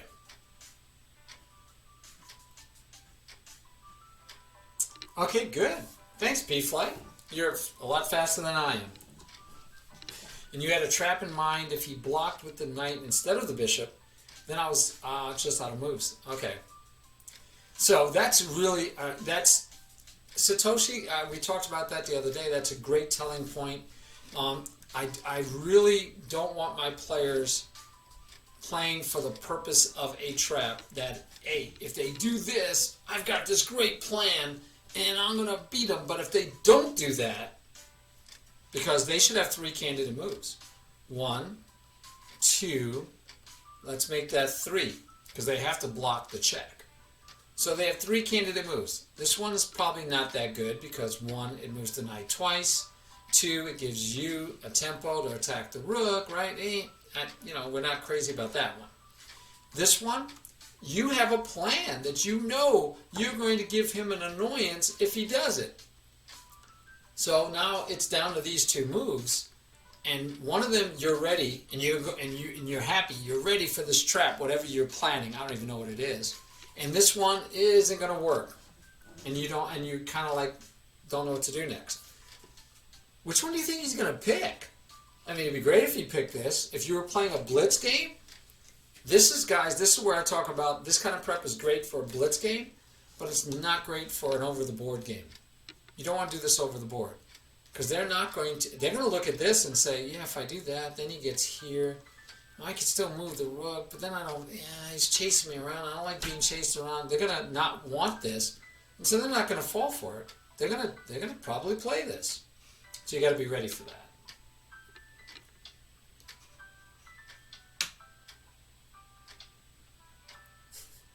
Well, I like bishop to b7 better. Yeah, yep. And so I like this idea when you're trying something new after you've played bishop to b7 a lot like you have, but you got to kind of know where it's going to go and if it's a good move, because if it's not a good move and it's just a different move but it's not a good move, then you get into areas that you don't like. Sure, busy. I love sharing. Okay, well that's a general thing about the opening, which I don't know that I agree, because I don't know the Nimzo, and I don't know if I don't see knight to c3. I don't want to, but you're thinking he's forcing a Nimzo. I don't think he's thinking that deep. I think he's just looked at this line and he wanted to play it. But You know what I'm saying? I think he's just happy playing whatever he's playing into. But anyway, so that was my point, that here, that you finally now took time, and you're taking time in an odd time in my mind, because it's like you don't know what to do at this point. So here, so since you said this was your end of your prep, I would say now you have to come up with 3 candidate moves. So we said 3 minutes for this move. I don't know, you have to think back, Satoshi. Did you come up with 3 candidate moves?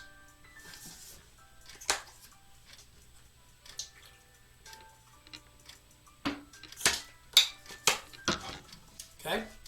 Because I hear busy. I don't care what you play. I don't think you should have played any different opening. I don't care.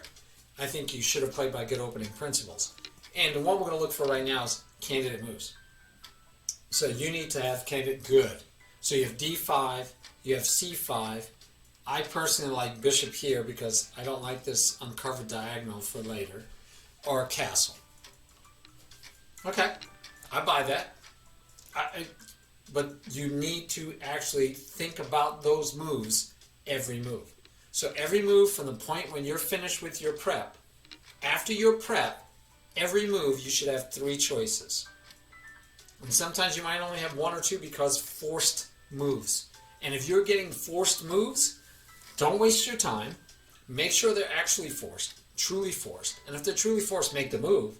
But understand that when your opponent forces your moves, you're at the disadvantage, you're defensive. When you're forcing the moves, you're the aggressor. And so we want to, in general, be forcing moves. If we can give our opponent 1 choice or only 2 choices, and neither choice are good, we're winning.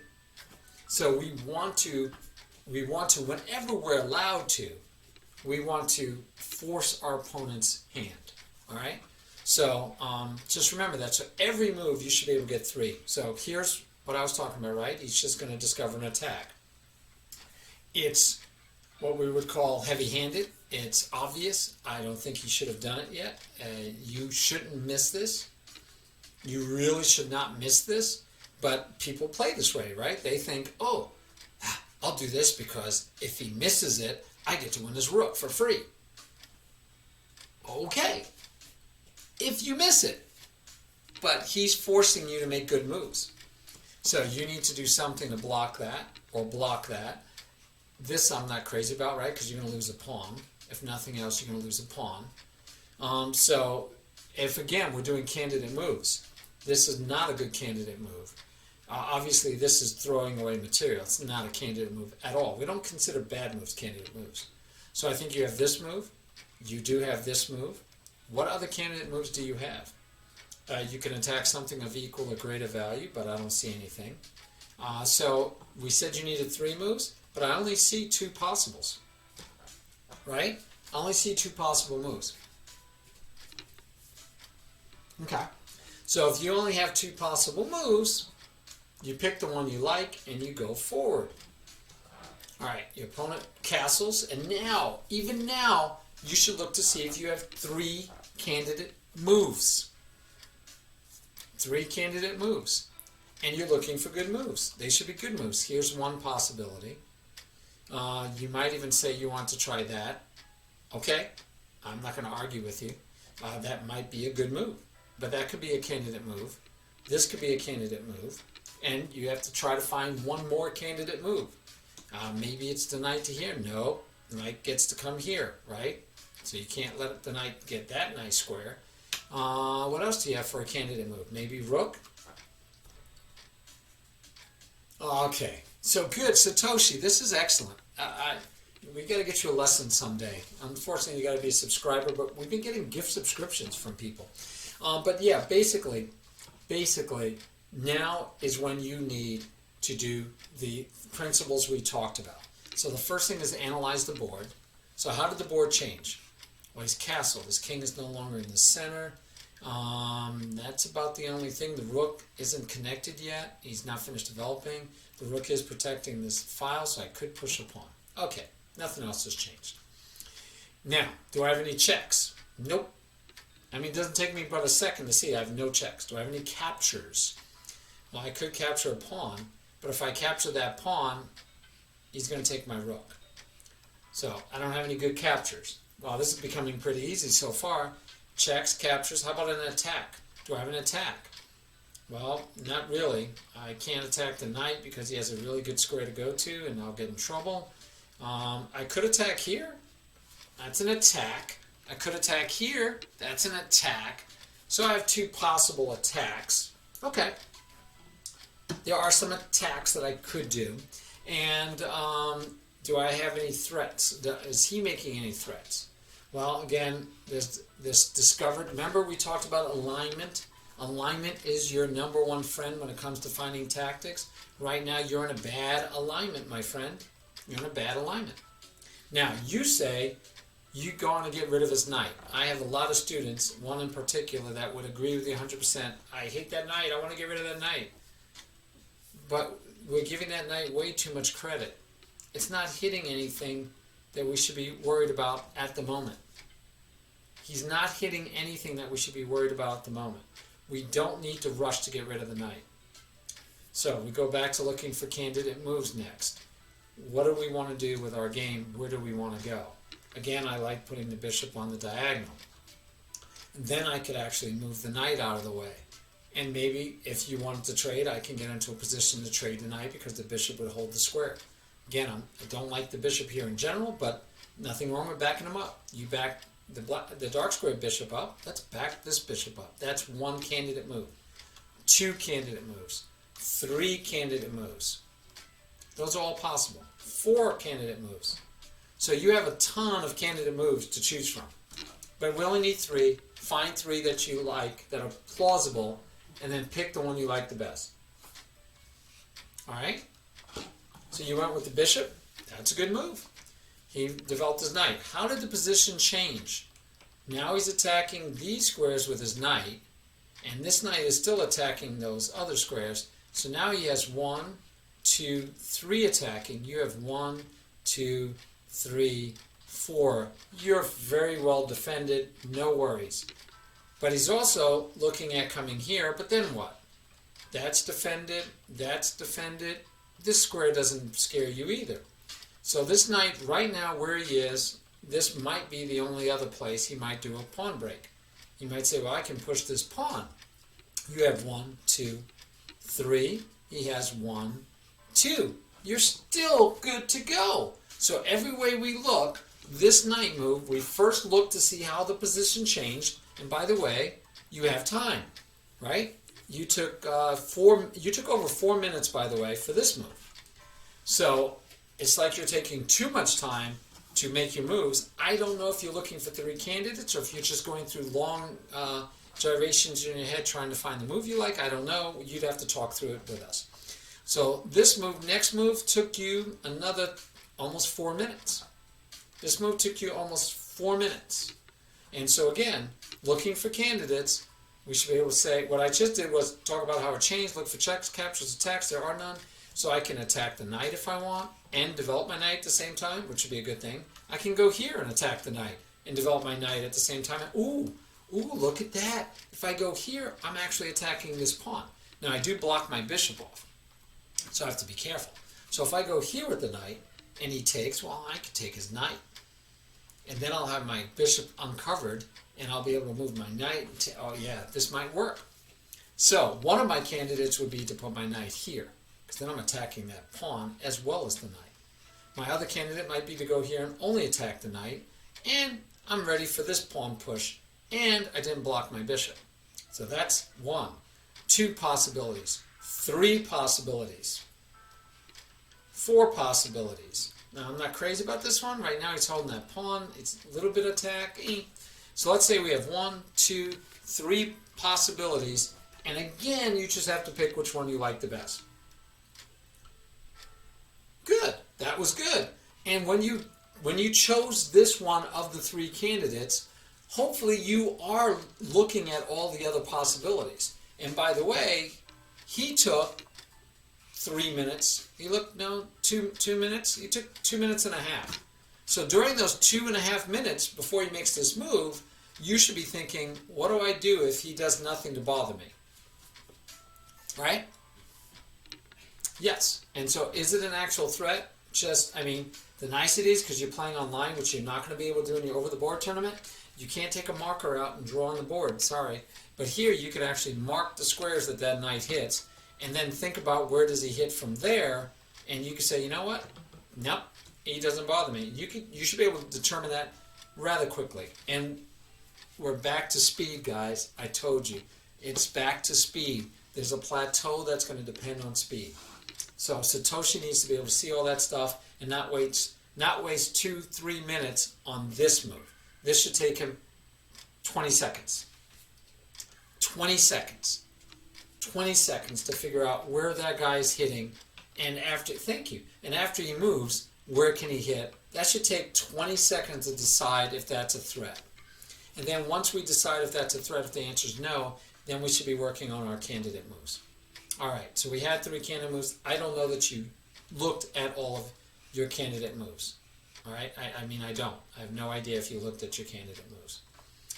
All right, so he moved away. He didn't want to trade. So again, if you were here, if you really want to trade off that knight, this might have been better because he's going to lose that pawn if he moves his knight, unless he moves it back to here.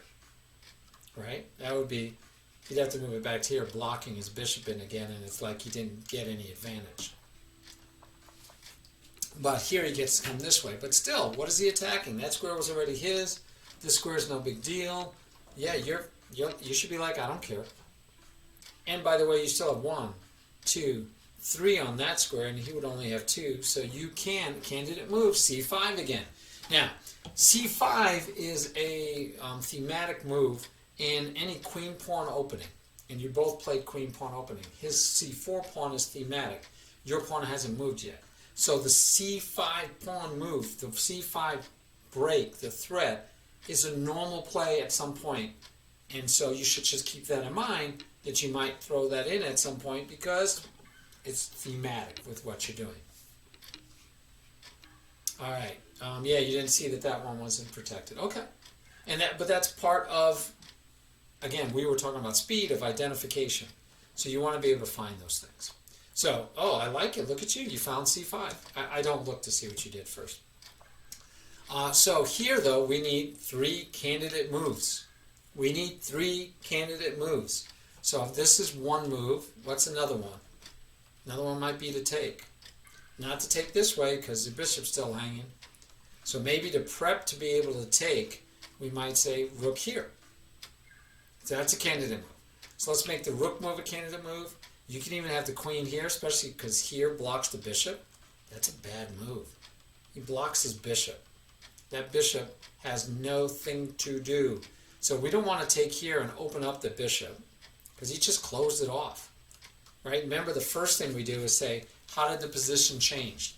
The position changed the fact that he can't get his bishop out anymore. And his queen is now free. So the queen is free, the bishop is locked down. And the queen only has this square and this square that he could go to with that new freedom. But this bishop just lost all scope.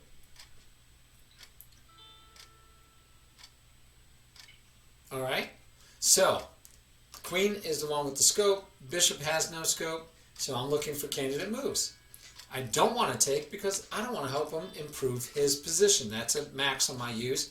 Do not help your opponent improve their position. Don't help your opponent. Make them find their own moves. So I like protecting the bishop.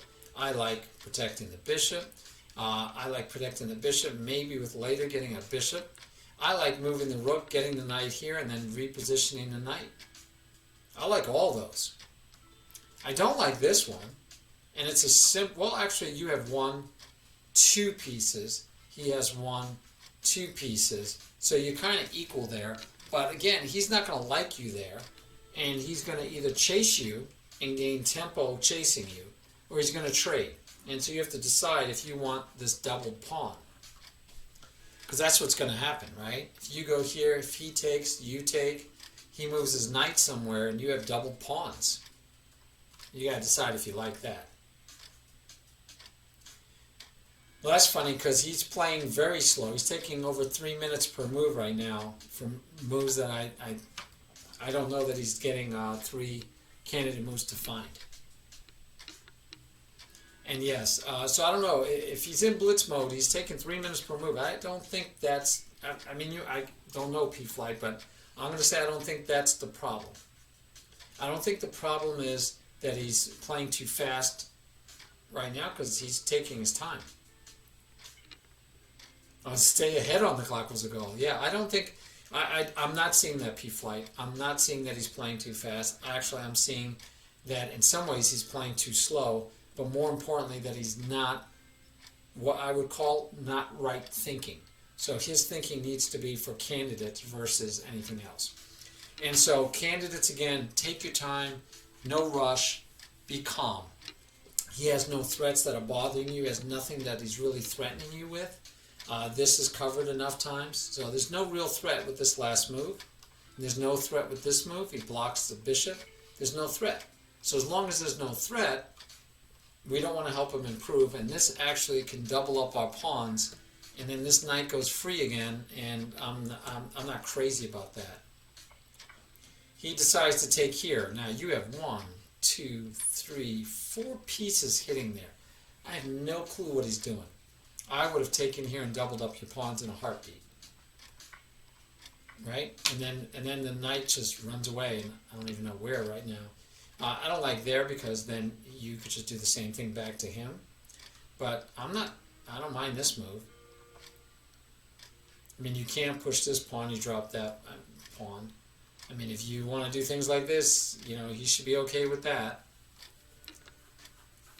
Yeah, it'll be interesting because you might be able to get the knight in there eventually and have a pawn deep. That could be good for you. But anyway, let's see what he did. So he could also just ignore your knight because your knight's not hitting anything. I mean, if you trade this knight for this bishop that's been trapped now, he should be happy. So he takes the pawn. I don't like him taking the pawn per se, though. I'd much rather him have taken that pawn because you just removed the defender from that pawn. He takes this pawn. What do? Right? You could take with the bishop, but then he gets to take off that nasty bishop of yours. And if you take with the pawn, then maybe he takes here, because no, your pawn's kind of isolated, but again, why? There's no reason to. You can leave it there. Yeah, his bishop is definitely not in good shape. All right. So he takes your knight. You take. Oh yeah. Well, and yeah, he gave you a choice. Again, I don't know what he's doing. So he gave you the choice, and this one you take with tempo because this one's still under attack. Makes total sense to me. Yeah, that makes total sense. You could have taken this way too, by the way. Right? You could have taken that way too. But then he gets tempos. He's going to start chasing you around. Yeah, no, I like what you did. Okay, so he decides to take the pawn. You take with the pawn, and now you have an isolated queen pawn. You have an isolated queen pawn, and that's just you have to understand how to play with that and how to deal with that situation. So far, so good. I mean, wow, okay. So you're willing to trade this piece for this piece, obviously. Yeah. Okay, and you had to back up, right, or go this way. But yeah, you're looking pretty good, right? I mean, you got a pass pawn now. Early in the game, pass pawn. If you could trade off some of the heavy artillery, you're looking good.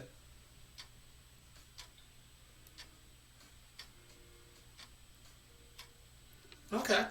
Well, you did really well. You got rid of it. You got a pass pawn. Now, I can't fault you for pushing because pass pawns want to be pushed, but maybe not right away. I mean, there's nothing hitting it, right? There's nothing attacking it. You can't get the bishop to attack it. So you're kind of in a good space. The only problem that you're going to have is that the knight's not protected.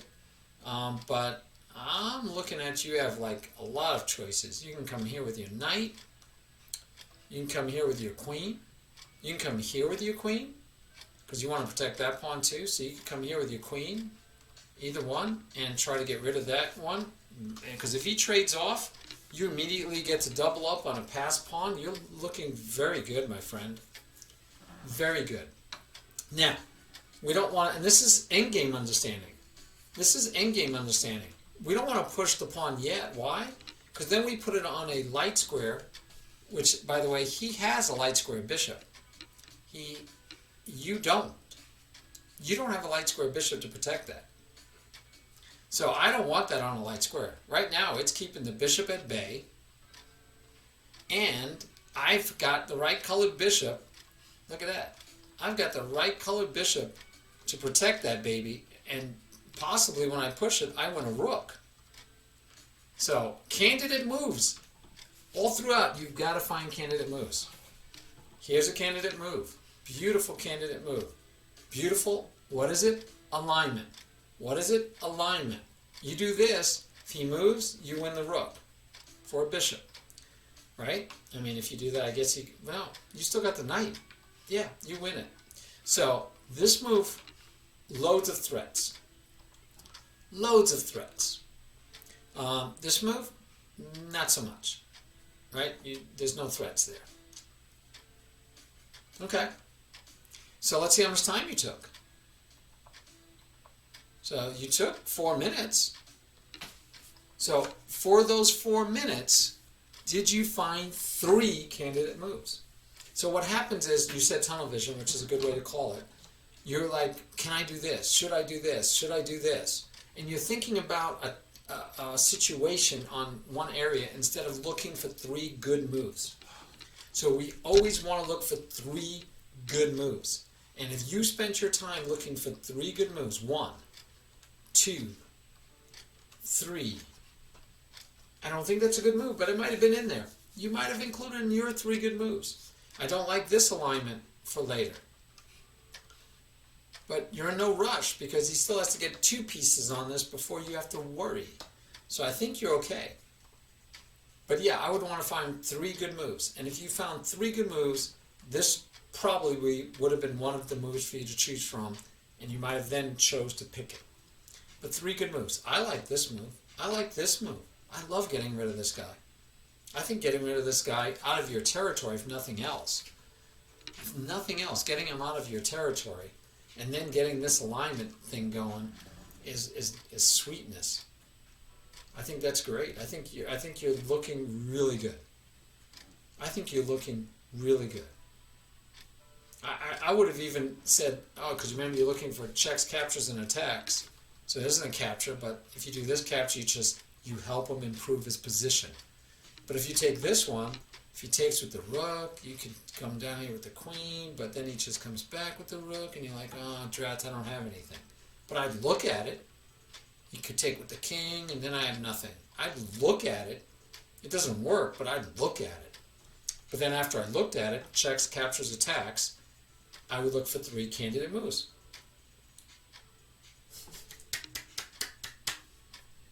There you go. So Satoshi, that's why I don't use the computer. So the computer says pushing the pawn is the top candidate move. Awesome. I'm telling you, for me teaching you, it puts it on a white square. He has a white bishop. You don't.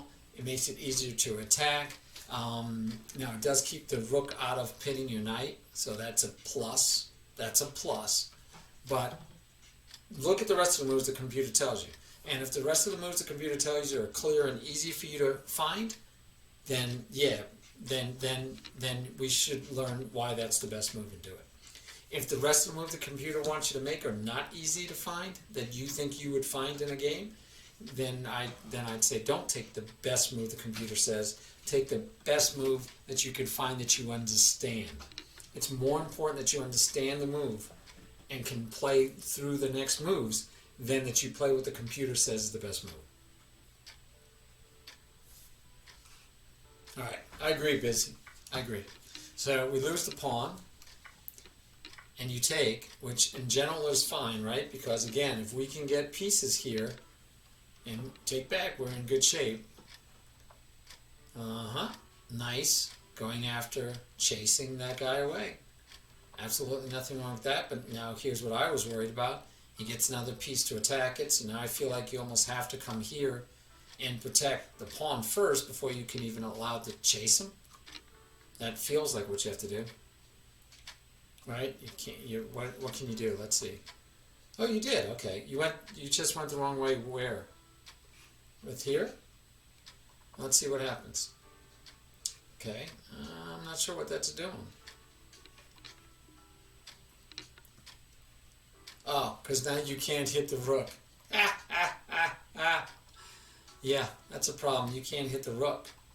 So we're back to, okay, again, I'm sure the computer's going to tell you the right moves to make, but this is my problem. If that pawn wasn't on white, your bishop holds everything easily, right? And I wouldn't have traded.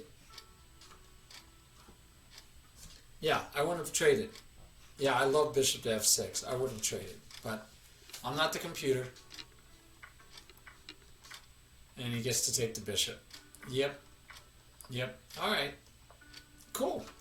All right. 3 candidate moves, my friend. I definitely don't feel like you found 3 candidate moves all the way through. And the rule of thumb is, as soon as you're out of book, as soon as you're done through your prep, let's not even say book. Once you're past prep, you need to find 3 candidate moves. And this should not be agony. This should not be agony. You didn't make blunders. You didn't make blunders. You just made inaccuracies. I mean, really. I don't know what the computer says, but I mean, I didn't see you give away any free candy except for those pawns that you didn't need to. You should have simplified. You shouldn't have put your pawn on the one-colored bishop he has. You probably shouldn't have traded down when you did. But all those things are deeper strategical considerations. And at your rating, I would say you did fine. Yeah, I would not beat myself up over that at all. All right, guys, that was a fun stream. I got to get some sleep. I got to go to work tomorrow, believe it or not. Yes, I do have to work tomorrow. I did already say thank you. Oh, I didn't say one to D1 disable SWE. Thank you for the follow. And Arkenstone, I definitely said thank you for the follow, so thank you. You're welcome. Thank you, Sudakus, for everything, as always, my friend. I don't think we saw Ratchet tonight. It's rare. I miss him. Believe it or not, I miss Ratchet. All right, guys, don't forget, this coming Monday is the Candidates Tournament. I think some of you have not signed up for the Candidates Tournament. Sudakus, I think you have not signed up for the Candidates Tournament. Let me check that real quick before I sign off.